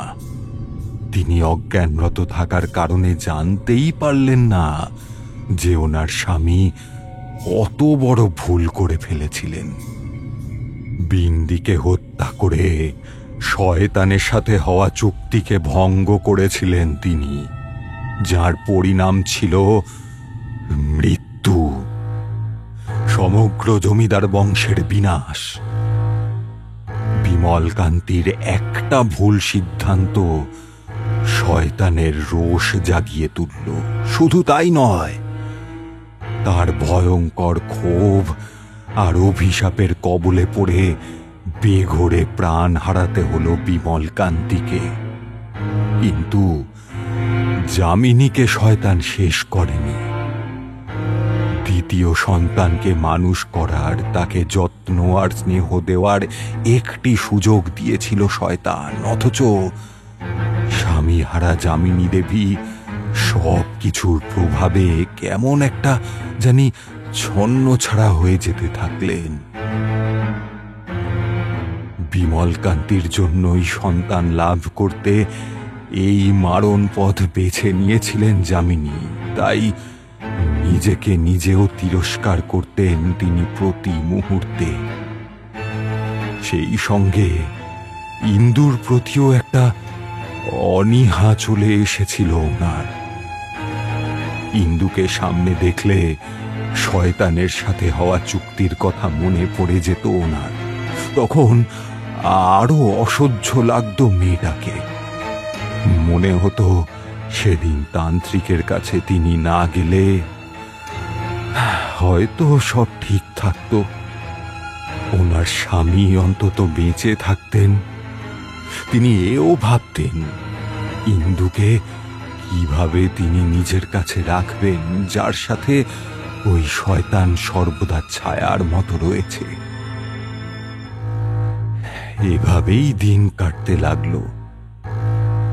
এক সময় যামিনী দেবী লক্ষ্য করলেন ইন্দু বড় হওয়ার সাথে সাথে শারীরিকভাবেও অক্ষম হতে লাগলো, অথচ জন্মকালীন ঠিকই ছিল। বুঝতে পারলেন শয়তানের অভিশাপে ঘটেছে এটা। বাধ্য হয়েই তিনি মূক ও দৃষ্টিহীন ইন্দুকে নিয়ে জমিদার বাড়ির কুলপুরোহিতের সাথে দেখা করতে গেলেন। সবটা খুলে জানালেন তিনি পুরোহিত মশাইকে। তৎকালীন কুলপুরোহিত ছিলেন বাসুদেব বাড়ুজ্যের ছেলে দিবাকর বাড়ুজ্যে। তিনি যামিনী দেবীকে পরামর্শ দিলেন যে তান্ত্রিকের থেকে পুজো করানো হয়েছিল তার কাছে যেতে। সে হয়তো এ সমস্যার কোনো সমাধান বলে দিতে পারে। কিন্তু তান্ত্রিকের আস্তানায় পৌঁছে যামিনী দেবী জানতে পারলেন সে কয়েক মাস আগেই গত হয়েছে। এইবার বুকের ভেতরটা ঠান্ডা হয়ে আসলো যামিনী দেবী, কারণ তান্ত্রিক প্রথমেই জানিয়েছিলেন শর্ত ভঙ্গ বা অমান্য করলে শয়তানের রোষের প্রকোপে পড়তেই হবে জমিদার বাড়িকে, এমনকি গোটা গ্রামকেও। বিমলাকান্তি শর্ত ভঙ্গ করে প্রথম ভুল করেছিলেন, আর ইন্দুর প্রতি উদাসীনতা দেখিয়ে দ্বিতীয় ভুল করেছিলেন যামিনী দেবী। অতঃপর ওনার মৃত্যুও নিশ্চিত। কথাটা মাথায় আসতেই তিনি বাড়ি ফিরে ইন্দুর কাছে আসলেন, তাকে জড়িয়ে ধরে ক্ষমা চাইতে থাকলেন। কিন্তু ততক্ষণে অনেক দেরি হয়ে গেছে। শয়তানের অভিশাপ ইতিমধ্যেই প্রভাব শুরু করেছে ওনার উপর। নাক ও কান দিয়ে রক্ত পড়তে শুরু করলো, সেই সঙ্গে প্রচন্ড কাশি, কাশির সাথে দলা দলা রক্ত। স্বামী চলে যাওয়ার পর বিষণ্ণতার কারণে এমনিতেই অসুস্থ থাকতেন যামিনী দেবী। এইবার আরো দুর্বল হয়ে পড়লেন, আর এই সুযোগে অমলাকান্ত গোটা জমিদার বাড়ি নিজের দখলে নিয়ে নিলেন।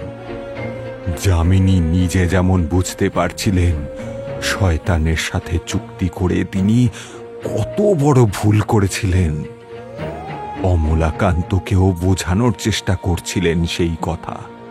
অনুরোধ করেছিলেন নিজেদের প্রাণ বাঁচাতে চাইলে ওনারা যেন ইন্দুর সাথে ব্যবহার ভালো করেন, ওকে কোনো রকম অবহেলা বা অবজ্ঞা না করা হয়। অথচ সে কথার কোনো আমলই দেননি অমলাকান্ত বা তার পরিবারের লোকেরা। অবশেষে এক সন্ধ্যায় দেহ রাখলেন যামিনী দেবী। মায়ের মৃত্যুর পর বিন্দুর ঠাঁই হয় নিচতলার একদম শেষের ছোট্ট ঘরটায়। স্বভাবতই অমলাকান্তের স্ত্রী ও পুত্রবধূরা ইন্দুর সাথে দুর্ব্যবহার করা বন্ধ করল না। প্রায়শই তারা অকথ্য অত্যাচার চালাতো মেয়েটার উপর। শুধু তাই নয়, দৈহিক অক্ষমতার কারণে ইন্দুর কপালে নানাবিধ পরিহাস জুটত ওরই জ্যাঠুতো দাদা ও তাদের সন্তানদের থেকে। অনেক সময় ওকে হয়রানি করতে গ্রামের অন্যান্য বাচ্চাদেরও ডেকে আনা হতো। আসলে আর 5টা বাচ্চার মতন ইন্দুরও আদর পেতে মন করত, খেলাধুলো করতে মন হতো, অথচ ওর বাইরে যাওয়া বা কারোর সাথে কথা বলা ছিল নিষেধ। তার অমান্য হলেই জুটত মারধর। শাস্তিস্বরূপ বন্ধ করে রাখা হতো বাড়ির বাইরের অন্ধকার পরিত্যক্ত ঘরটার মধ্যে। খিদে তেষ্টায় কাঁদতে কাঁদতে মেয়েটা ঘুমিয়ে পড়ত, অথচ অমলাকান্তের পরিবারের মায়া হতো না। একদিন পুরোহিত মশাই বিষয়টা লক্ষ্য করে ইন্দুকে ওই বন্ধ ঘর থেকে বের করে আনলেন। সেদিন জমিদার বাড়িতে বড় কোনো পুজো ছিল। দিবাকর পুরোহিত পুজোর কাজেই এসেছিলেন। সেদিনও পুরোহিত মশাই সতর্ক করেছিলেন অমলাকান্তকে, যাতে মেয়েটার কোনো ক্ষতি না করে তারা। গুরুত্বই দেননি অমলাকান্ত। তবে এত অত্যাচার সত্ত্বেও ইন্দুকে সরাসরি অমলাকান্ত বা ওনার পরিবার মেরে ফেলত না একটাই কারণে, সম্পত্তি। বিমলকান্তের মৃত্যুর পর তার সব সম্পত্তি যামিনী দেবী সামলাতেন, আর ওনার মৃত্যুর পর স্বয়ংক্রিয়ভাবে সেই সম্পত্তি চলে যায় ইন্দুর কাছে। আর সরাসরি ওকে শেষ করা সম্ভব নয়। তাই অমলাকান্তর পরিবার ওকে শারীরিক ও মানসিকভাবে এতটাই যন্ত্রণা দিত যাতে একদিনও নিজে থেকেই শেষ হয়ে যায়। তারপর সম্পত্তি বাজেয়াপ্ত করা অমলাকান্তর কাছে বিশেষ কঠিন কাজ ছিল না। নিজের ভুল থেকে শিক্ষা নিয়ে যামিনী দেবী মৃত্যুর আগে অমলাকান্তকে সতর্ক করে গিয়েছিলেন, যাতে তারা শয়তানকে রুষ্ট না করেন। অথচ কোনো কথাই শোনেননি তাদের কেউই, বরং ইন্দুর ওপর মাত্রাতিরিক্ত নির্যাতন শুরু হলো।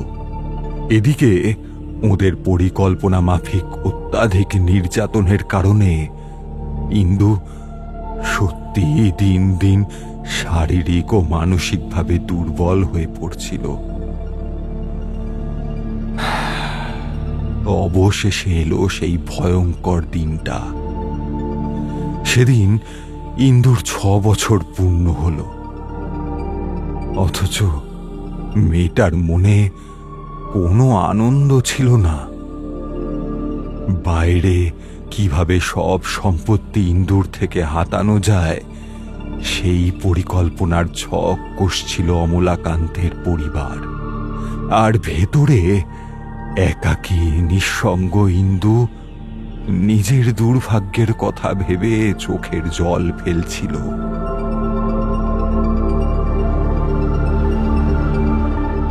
হঠাৎই ঘরের দর্পণে একটি অবয়বের আবির্ভাব ঘটল, যে ইন্দুর সমবয়সী। তবে দর্পণের ওপ্রান্তে থাকা প্রতিবিম্বের চেহারা মোটেও ইন্দুর মতন সুস্ত্রী ছিল না, ছিল যার পর্নায় কুৎসিত, যা দৃষ্টিহীন ইন্দুর দৃষ্টিগোচর হল না। আসলে এই প্রতিবিম্ব আর কেউ নয়, ইন্দুর দিদি বিন্দি ছিল।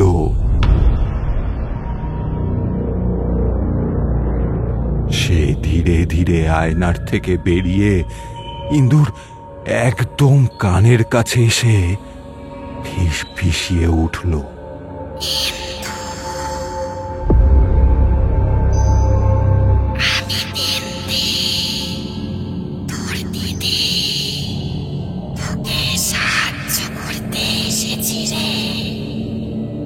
ইন্দুর মা বলতো ওর এক দিদি ছিল যে জন্মের সময়ই মারা যায়, কিন্তু বিন্দি পুরো ঘটনায় ইন্দুকে বলতে লাগলো যে আসলে ওর সাথে কি ঘটেছিল, কিভাবে সেদিন বিমলকান্তি ওর কুৎসিত রূপ দেখে ওকে মেরে ফেলার হুকুম দিয়েছিলেন, আর আজ ইন্দুকে ওরা শেষ করে দিতে চায়। এরা সবাই স্বার্থপর ইন্দু, এই বংশের সবাই স্বার্থপর। এরা যেমন আমাকে মেরে ফেলেছিল, তেমনি একদিন তোকেও শেষ করে ফেলবে, কেড়ে নেবে তোর জীবন।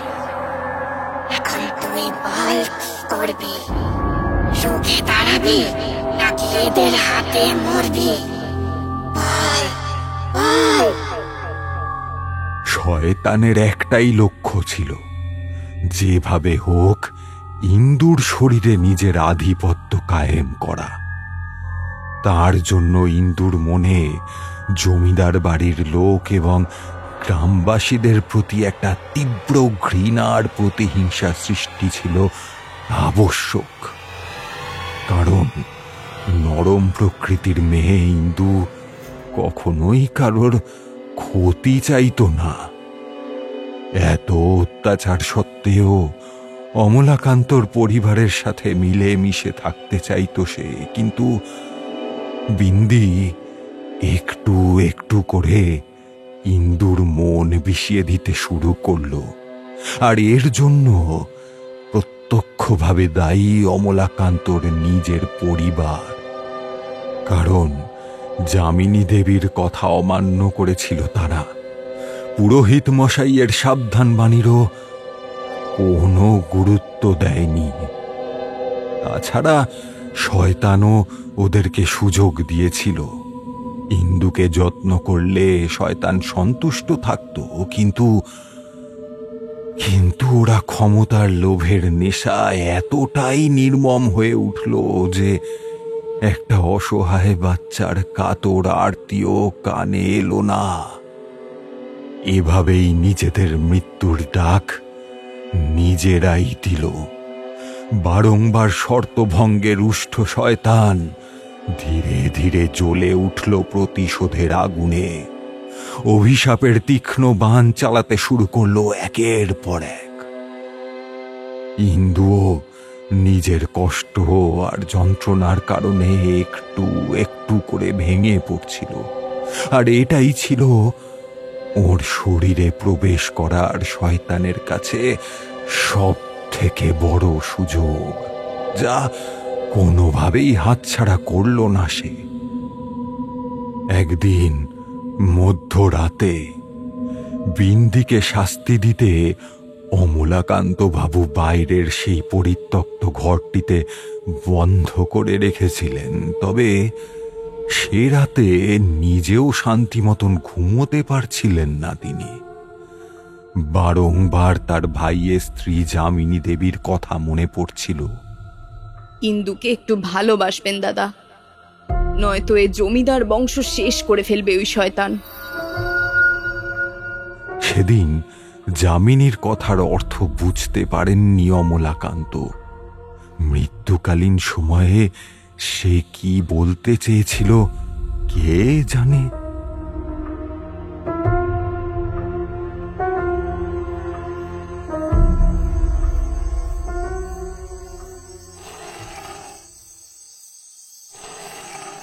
হঠাৎই নিচতলা থেকে একটা বিকট আওয়াজ কানে আসতেই চমকে উঠলেন অমলাকান্ত। যেন ভারী কোনো টেবিল এক প্রান্ত থেকে অন্য প্রান্তে সরানো হচ্ছিল।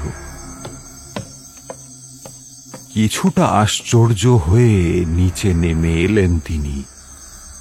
চারিপাশের জমাট আঁধারের মাঝে কয়েকটি হ্যারিকেনের ক্ষীণ আলো জ্বলছে, যার আলোতেই দৃশ্যমান নিচটা।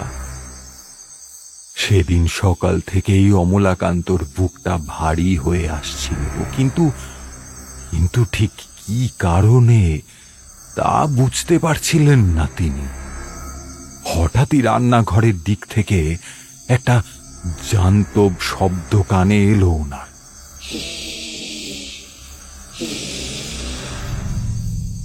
সেখানকার দরজায় দৃষ্টি স্থির করলেন তিনি। দেখলেন একটা সাদা ছায়া মূর্তি মুহূর্তের জন্য কেঁপে হঠাৎই মিলিয়ে গেল। ভয় ডর কোনো কালেই অমলাকান্তর ছিল না, কাজেই দ্রুত পায়ে রান্নাঘরের দিকে এগোলেন তিনি। ভেতরে প্রবেশ করতেই যে দৃশ্য দেখলেন তাতে হাড় হিম হয়ে গেল ওনার। দেখলেন রক্তাক্ত সাদা পোশাকে একটি বাচ্চা মেয়ে পিছন ফিরে দাঁড়িয়ে রান্নাঘরের খোলা জানালার বাইরে তাকিয়ে রয়েছে। মেয়েটার জট পাকানো খোলা চুলগুলো হাওয়ায় হালকা উড়ছে, হাত পা ফ্যাকাশে সাদা, আর ডান হাতের মুঠোয় শক্ত করে ধরে রাখা একটা পা। অমলাকান্তর বুকটা ধক করে উঠল। তিনি চোখের দৃষ্টি নিচে নামাতেই মেঝেতে রক্তাক্ত অবস্থায় নিজের নাতিকে পড়ে থাকতে দেখলে। সে নৃশংস নির্মম দৃশ্য সহ্য করার মতন ক্ষমতা ছিল না অমলাকান্তর কাছে। অথচ এ দৃশ্য দেখে তিনি এত জোর ধাক্কা খেয়েছিলেন যে নড়াচড়ার ক্ষমতাটুকু হারিয়ে ফেলেছিলেন। এইবার সেই বাচ্চা মেয়েটি আলতো পিছন ঘুরে আর চোখে তাকালো অমলাকান্তর দিকে। জ্বলন্ত লাল দু চোখ, সাদা হয়ে যাওয়া মুখে অসংখ্য আঁচড়ের দাগে গাল শিটে পড়ে রয়েছে। কুচকুচে কালো দু ঠোঁটে লেগে একটা ভয়ঙ্কর বিকৃত হাসি।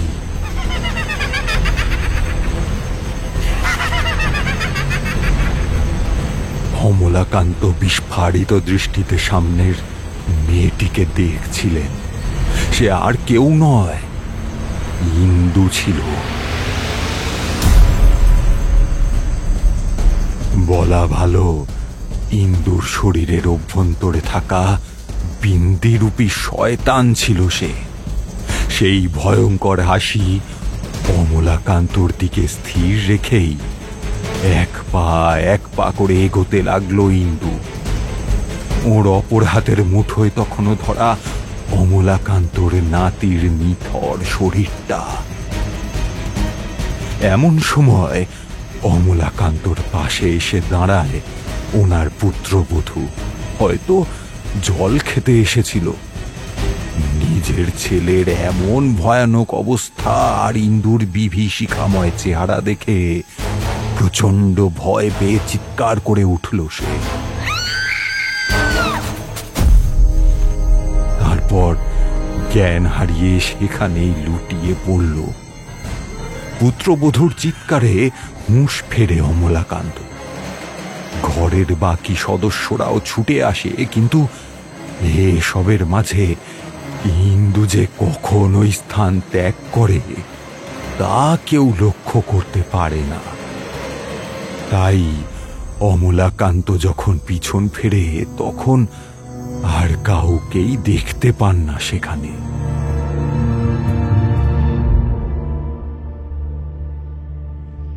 এরপর দু একটা দিন অতিবাহিত হয়েছে। জমিদার বাড়ির প্রতিটা কোণা নির্জনতায় ডুবে। পুত্র হারানোর শোকে জর্জরিত অমলাকান্তর পুত্রবধূটি খাওয়া দাওয়া প্রায় ছেড়েই দিয়েছে। অমলাকান্ত নিজেও শোকাহত হয়ে সারাক্ষণ বাগানেই বসে থাকতেন আর ভাবতেন সে রাতের কথা। পাহারাদারদের পাঠানো হয়েছিল ইন্দুকে খোঁজার জন্য, কিন্তু কোথাও খুঁজে পাওয়া যায়নি তাকে।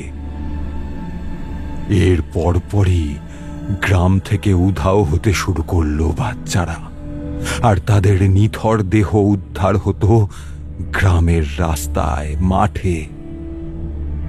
আসলে যেই বাচ্চারা ইন্দুকে কষ্ট দিয়েছিল বা ওকে হয়রানির শিকার বানিয়েছিল, বিন্দি তাদের সবাইকে এক এক করে শেষ করে দেওয়ার পরিকল্পনা করে। এদিকে জমিদার বাড়ির বাকি সদস্যরাও অদ্ভুতভাবে একে একে অসুস্থ হতে শুরু করে। আর সব কিছু মনে করে অতঃপর অমলাকান্তের কাছে যামিনী দেবীর সেই অনুরোধের অর্থ পরিষ্কার হল। তিনি মনে মনে ভাবলেন, ইন্দুর সাথে নিশ্চয়ই কোনো অভিশাপ জড়িয়ে, যার প্রভাব জমিদার বাড়িসহ গোটা গ্রাম পোহাচ্ছে। এ কথা ভাবতেই অমলাকান্ত কুলপুরোহিতের সাথে যোগাযোগ করলেন। এমনিতেই ইন্দুর বিষয়ে অনেক কিছুই জানতেন পুরোহিত মশাই। যামিনী দেবী সব বলেছিলেন ওনাকে। সে কথা অমলাকান্তকেও জানান তিনি। এছাড়াও নিজ মন্ত্র বলে পুরো বিষয়টা অনুধাবন করে কুলপুরোহিত বিধান দেন, এ শয়তান অত্যন্ত শক্তিশালী। একে শেষ করা ওনার পক্ষে সম্ভব নয়, তবে একে পুজো পাঠের মাধ্যমে নিয়ন্ত্রণ করা সম্ভব। অমলাকান্তের অনুরোধেই পুজো শুরু করেন কুলপুরোহিত। এদিকে যত প্রহর এগোচ্ছিল, দুশ্চিন্তা তত বাড়তে থাকলো অমলাকান্তের। আজও নিশুতি রাত, আর ইন্দুর শরীরে থাকা সেই শয়তান বেছে বেছে নিশুতি রাতেই নিজের শিকারকে শেষ করে। আজ কার পালা তবে? এমন সময় দারোয়ান খবর নিয়ে আসে বকুল ঠাকুমার একমাত্র নাতনি তিন্নিকে রক্তশূন্য অবস্থায় আম বাগানের সামনে পড়ে থাকতে দেখা গেছে। শির দাঁড়াবে হিম শীতল স্রোত খেলে গেল অমলাকান্তর।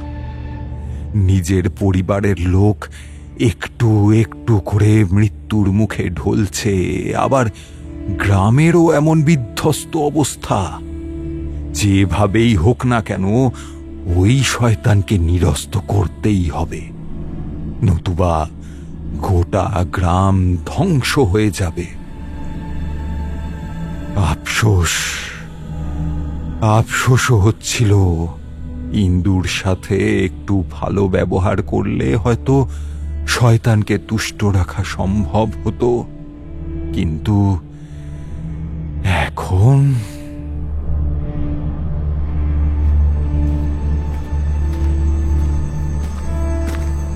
ক্লান্ত পায়ে আমবাগানে এলেন তিনি।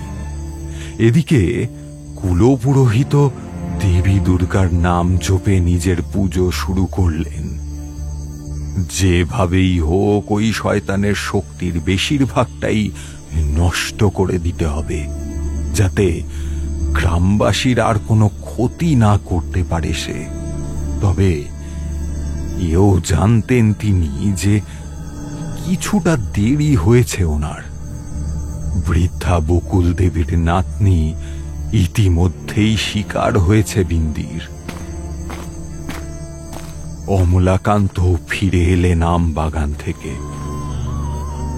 বৃদ্ধা বকুল দেবীকে নাতনির জন্য হাহাকার করতে দেখে ওনার নিজেরও নাতনিটার জন্য মন খারাপ হচ্ছিল।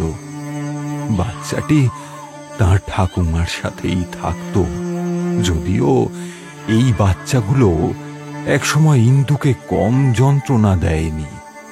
অথচ সবকিছু দেখা সত্ত্বেও অমলাকান্ত সহ বাকি সবাই চুপ থাকতেন, গুরুত্ব দিতেন না। তখন যদি বাচ্চাগুলোকে শেখানো হতো যে কাউকে আঘাত বা যন্ত্রণা দিতে নেই, ঈশ্বর রুষ্ট হন, তাহলে হয়তো এই বিপদ এড়ানো যেত।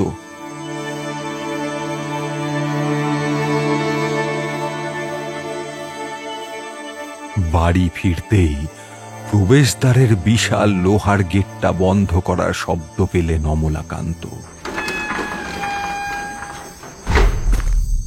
সেদিকে ঘুরতেই দমকা হাওয়া এসে ঝাপটা মারল ওনার মুখে। বাইরে ইতিমধ্যেই তুমুল ঝড় শুরু হয়েছে। অমলাকান্ত বুঝলেন কুলপুরোহিতের পুজো চলছে, যে কারণেই এত তাণ্ডব। শয়তান কোনো মতেই চায় না তার শক্তি খর্ব হোক। আটকানোর চেষ্টা তো করবে, সেটাই স্বাভাবিক। প্রচন্ড ক্লান্ত লাগছিল অমলাকান্ত। হঠাৎই নাকে আর কানে প্রচন্ড ব্যথা হতে লাগলো। নাকের কাছে হাত এনে দেখলেন রক্ত বেরোচ্ছে। এমন সময় বাড়ির পরিচারিকা চিৎকার করতে করতে বেরিয়ে এলো। বাবু, তাড়াতাড়ি চলুন, বাকি সদস্যরা কেউ ঘুম থেকে উঠতেছে না। এত ডাকছি অথচ কোনো সাড়া নেই। সবারই নাক আর কান দিয়ে রক্ত। একে বাবু, আপনার নাক আর কান কি হতো? বাবু, ও বাবু, আপনি ঠিক আছেন? বাবু, কি হলো আপনার? পরিচারিকার কথা অস্পষ্ট হয়ে এলো অমলাকান্ত। ধীরে ধীরে মাটিতে লুটিয়ে পড়তে লাগলেন তিনি। শুধু একটা কথাই ভাবছিলেন, উঠবে না আর কেউ। এ পরিবারের আর কেউ জেগে উঠবে না কোনোদিন। শয়তান তার প্রতিশোধ নিতে সমর্থ হয়েছে। এই পুরো জমিদার পরিবারকে নির্বংশ করে দিয়েছে, নির্বংশ।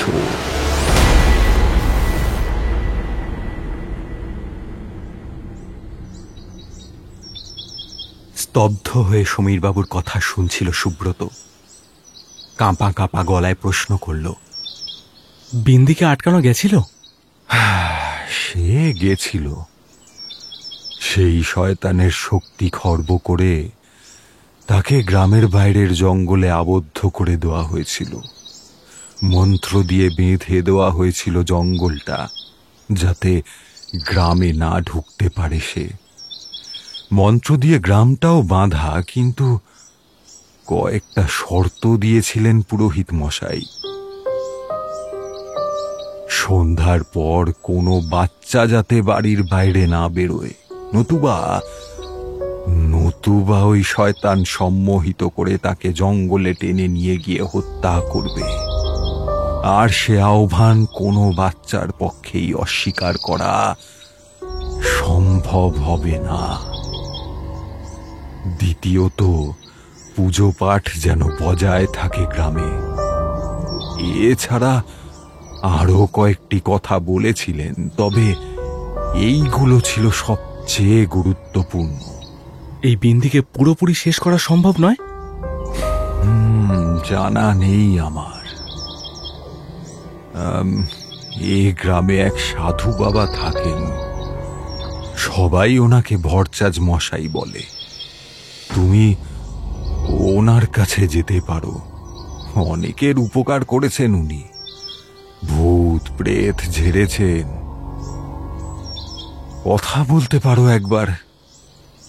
এখন বৃদ্ধ হয়ে গেছেন, নিজের কুটিরেই থাকেন।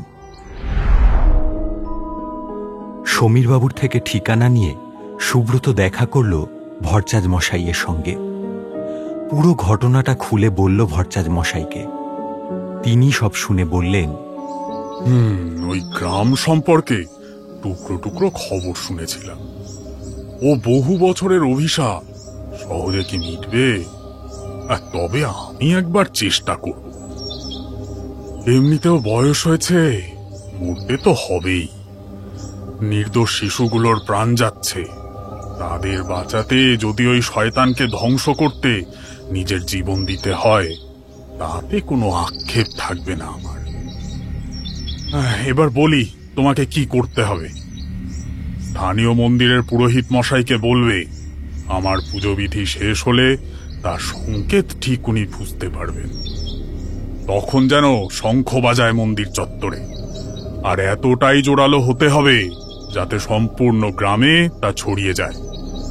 তোমাকে কিছু সামগ্রী বলে দেব, পুজোর জন্য তা প্রয়োজন আমার। এইবার বলি তুমি কি করবে। তোমাকে সবচেয়ে কঠিন কাজটা করতে হবে, প্রাণের ঝুঁকিও আছে এতে। সব করতে রাজি আমি, আপনি বলুন। এখন বুঝছি আমার কাকার মেয়ে সন্ধ্যাবেলা বেরিয়ে কোথাও হারিয়ে যায়নি। সেদিন সেও ওই শয়তানের কবলে পড়ে প্রাণ হারিয়েছিল। বাবা আমাকে সত্যিটা জানায়নি, যাতে আমি ভয় না পাই বা কৌতূহলী হয়ে এই গ্রামে চলে আসি। আপনি বলুন, আমি সব করব। এই আত্মবিশ্বাসটাই তো প্রয়োজন। আত্মবিশ্বাস অর্ধেক মুশকিলকে সহজ করে দেয় বাবা, আর ঋণাত্মক শক্তিকেও কিছুটা পরাস্ত করে। আপাতত তোমাকে বিন্দির সেই দেহটা খুঁজে বের করতে হবে, যাকে বিমলকান্তির লোক জঙ্গলে পুঁতে দিয়েছিল। তোমাকেই খুঁজে বের করতে হবে অত বড় জঙ্গলের ঠিক কোথায় পোতা হয়েছিল দেহটা। তারপর তা নিয়ে আমার পুজোয় উপস্থিত হতে হবে। আমি আমার মন্ত্রশক্তি দ্বারা ওই দেহ থেকে চিরকালের জন্য শয়তানকে বিচ্ছিন্ন করতে তা পবিত্র অগ্নিকুণ্ডে নিক্ষেপ করব। তাহলেই একমাত্র ইন্দুর শরীর, যার মধ্যে আজও বিন্দি ঘুরে বেড়াচ্ছে, তাকে শেষ করা সম্ভব হবে।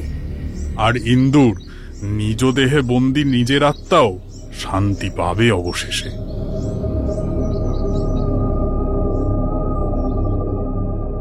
কাজটা মোটেও সহজ ছিল না, কিন্তু সুব্রত রাজি হয়, আর একটা প্রাণও যেতে দেবে না ও।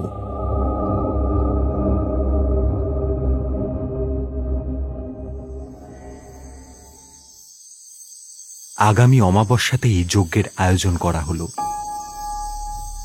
ভরচাজ মশাই দেবী শ্রী কালিকাকে মনে মনে স্মরণ করে প্রণাম করে নিয়ে দেহশুদ্ধি মন্ত্র জপ করলেন। তারপর যজ্ঞের আগুন ধরিয়ে গুরুগম্ভীর মহামন্ত্র জপ করতে শুরু করলেন। ওং হ্রিং কালিকাবৈ নমঃ, ওং ছিন্নমস্তাবৈ নমঃ। আজকের এই যজ্ঞ সম্পূর্ণ সফল হওয়া চাই। তার জন্য যা যা বিধি দরকার সেই সমস্ত কিছু আজ করতে হবে এক আসনে। হঠাৎই শান্ত পরিবেশ অশান্ত হয়ে উঠল। গ্রামের ঠিক মাঝ বরাবর একটি পুষ্করিণী ছিল। যজ্ঞের আয়োজন সেখানেই করা হয়েছিল। পুরোহিত মশাই দেখলেন পুকুরের জল আস্তে আস্তে কুণ্ডলীকৃত হচ্ছে। ওং হ্রিং কালিকাবৈ নমঃ, ওং ছিন্নমস্তাবৈ নমঃ, ওং বৈ হ্রিং হ্রিং। অপরদিকে লণ্ঠন হাতে সুব্রত প্রবেশ করল জঙ্গলের অভ্যন্তরে। সম্পূর্ণ গ্রাম নিস্তব্ধ, সবাই আচ্ছন্ন গভীর নিদ্রায়। এখন সে সেখানে যাচ্ছে যেখানে বিন্দির দেহ মেলার সম্ভাবনা রয়েছে 100%, আর ওকে এই কাজে সহায়তা করবে বিকাশ। বিকাশ নিজের সন্তান হারিয়েছে, কাজেই আর কেউ যাতে সন্তানহারা না হয়, এটাই তার মূল উদ্দেশ্য। কটা দিন অনেক ভাবনা চিন্তা করতে হয়েছিল সুব্রতকে। এত বড় জঙ্গলের ঠিক কোথায় বিন্দি শিশু শরীরটা থাকতে পারে তা সুব্রতর পক্ষে জানা অসম্ভব ছিল। কয়েক জায়গায় বিকাশদার সাথে মাটি খুঁড়েছিল, কিন্তু কিছুই পায়নি। যাই হোক, অনেক ভাবনা চিন্তা করেও কোনো কুল পাচ্ছিল না সুব্রত। এদিকে যজ্ঞ শুরু হতে বেশি সময় বাকি ছিল না। দেওয়ালে পিঠ ঠেকার যখন উপক্রম হলো, হঠাৎই একটা অনুমানের ঝলক মাথায় জাগল ওর। ভরচাজ মশাইয়ের মন্ত্রপুত রুদ্রাক্ষের মালা রয়েছে ওদের দুজনের গলায়, কাজেই ওই শয়তান কোনো অনর্থ করতে পারবে না ওদের। কিন্তু ভরচাজ মশাই বলেছেন সেই শয়তান যাতে ওদের কার্যসিদ্ধি না হয় তার জন্য ভ্রমের সৃষ্টি করবে।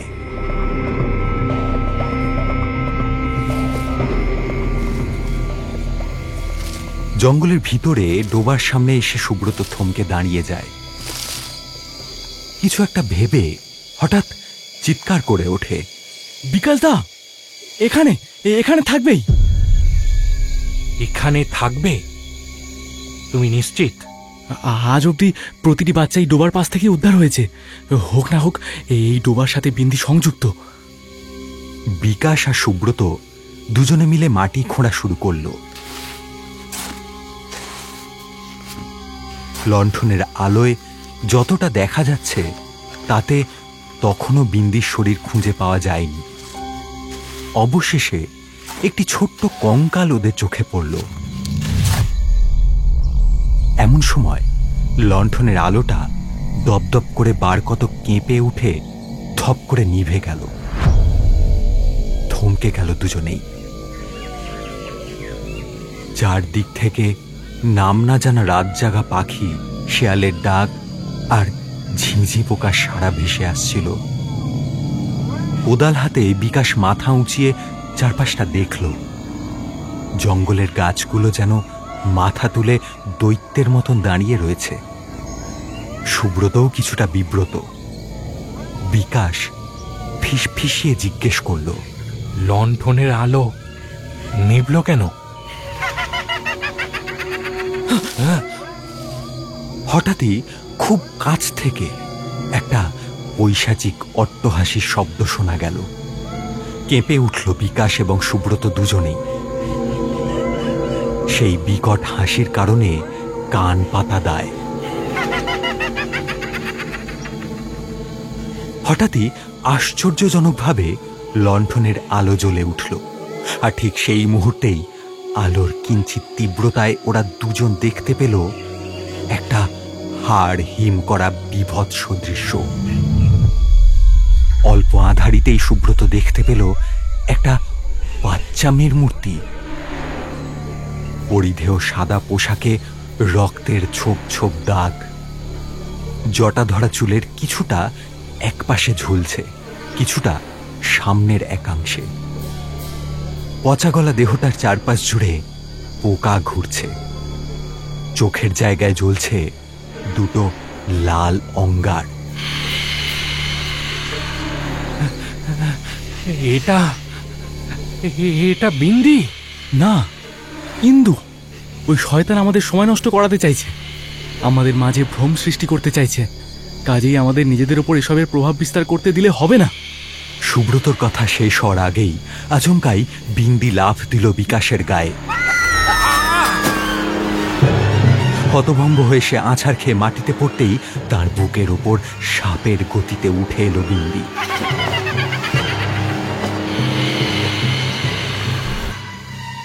কোথা থেকে মাথার ওপর বিদ্যুতের ঝিলিক খেলে গেল, সেই সাথে কান ফাটা বজ্রপাত।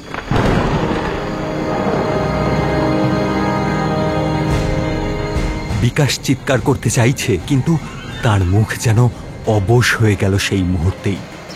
বিস্ফারিত দৃষ্টিতে বিন্দির বিকট প্রতিহিংসাপরায়ণ চেহারাটা দেখছিল সে।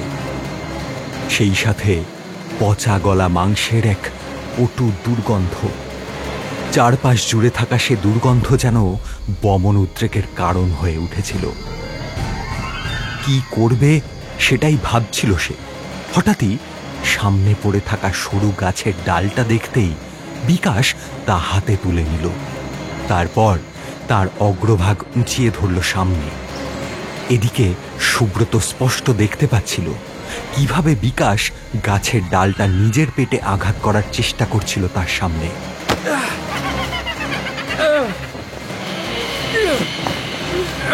কয়েক পা দূরে দণ্ডায়মান বিন্দি তা দেখে পৈশাচিক আনন্দ পাচ্ছিল।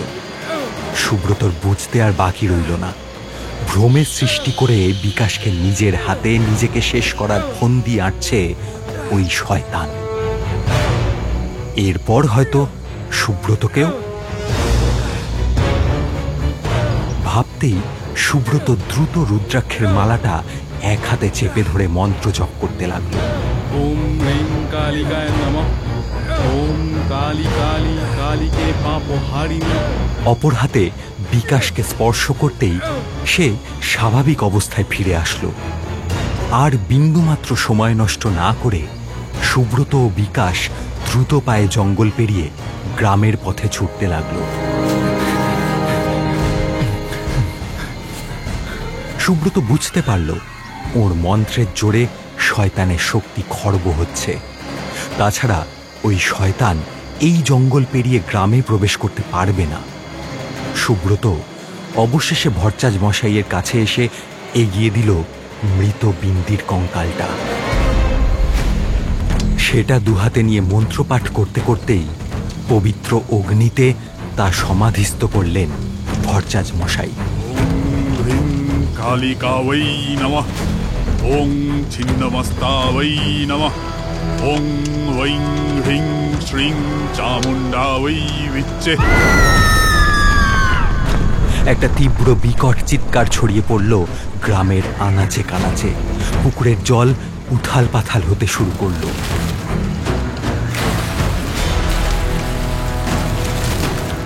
তারপর সেই অগ্নিকুণ্ড থেকে একটা কালো ছায়া কুণ্ডলি পাকিয়ে বেরিয়ে এসে আগুনের শিখার চারপাশে ঘুরতে ঘুরতে ভয়ঙ্কর আর্তনাদ করে বলতে লাগলো, আমাকে শেষ করতে পারবে না, আমি শেষ হব না।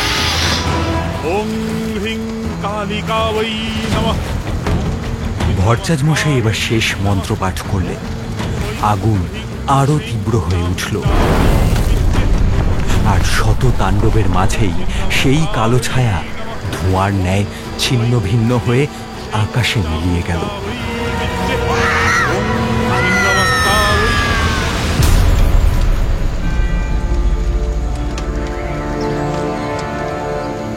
এতক্ষণ ধরে ভারী হয়ে থাকা বাতাস ধীরে ধীরে স্বাভাবিক আবহাওয়ায় ফিরে আসলে স্থানীয় মন্দিরের পুরোহিত কথা মতো শঙ্খ বাজাতে শুরু করলেন।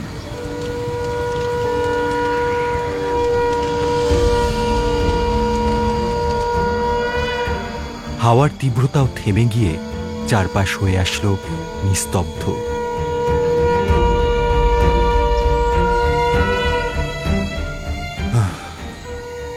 শয়তানের ভয়ঙ্কর প্রতিশোধ আর অভিশাপের খেলা শেষ হয়েছে। আর কোনো ভয় নেই এখানে। তাছাড়া আজকের পর থেকে আর কোনো অশুভ শক্তি প্রবেশ করতে পারবে না এই গ্রামে, ক্ষতি করতে পারবে না কারোর।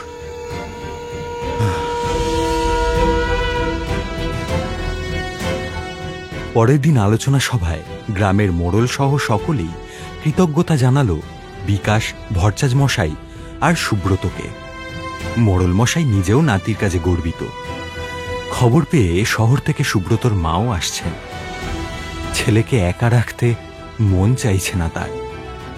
সর্বশেষে গোটা গ্রামবাসী কৃতজ্ঞতা জানালো ঈশ্বরের কাছে, কারণ ঈশ্বরের পবিত্র শক্তি সাথে ছিল বলেই এই অপশক্তিকে দমন করা সম্ভব হয়েছে, আর ভবিষ্যতেও সম্ভব হবে।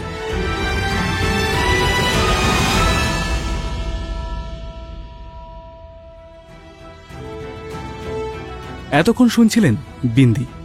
আমরা ফিরছি আগামী বৃহস্পতিবার ঠিক রাত 9টায় নতুন এক রোমহর্ষক গল্প নিয়ে। সঙ্গে থাকুন, শুনতে থাকুন হরর স্ক্রিপ্ট।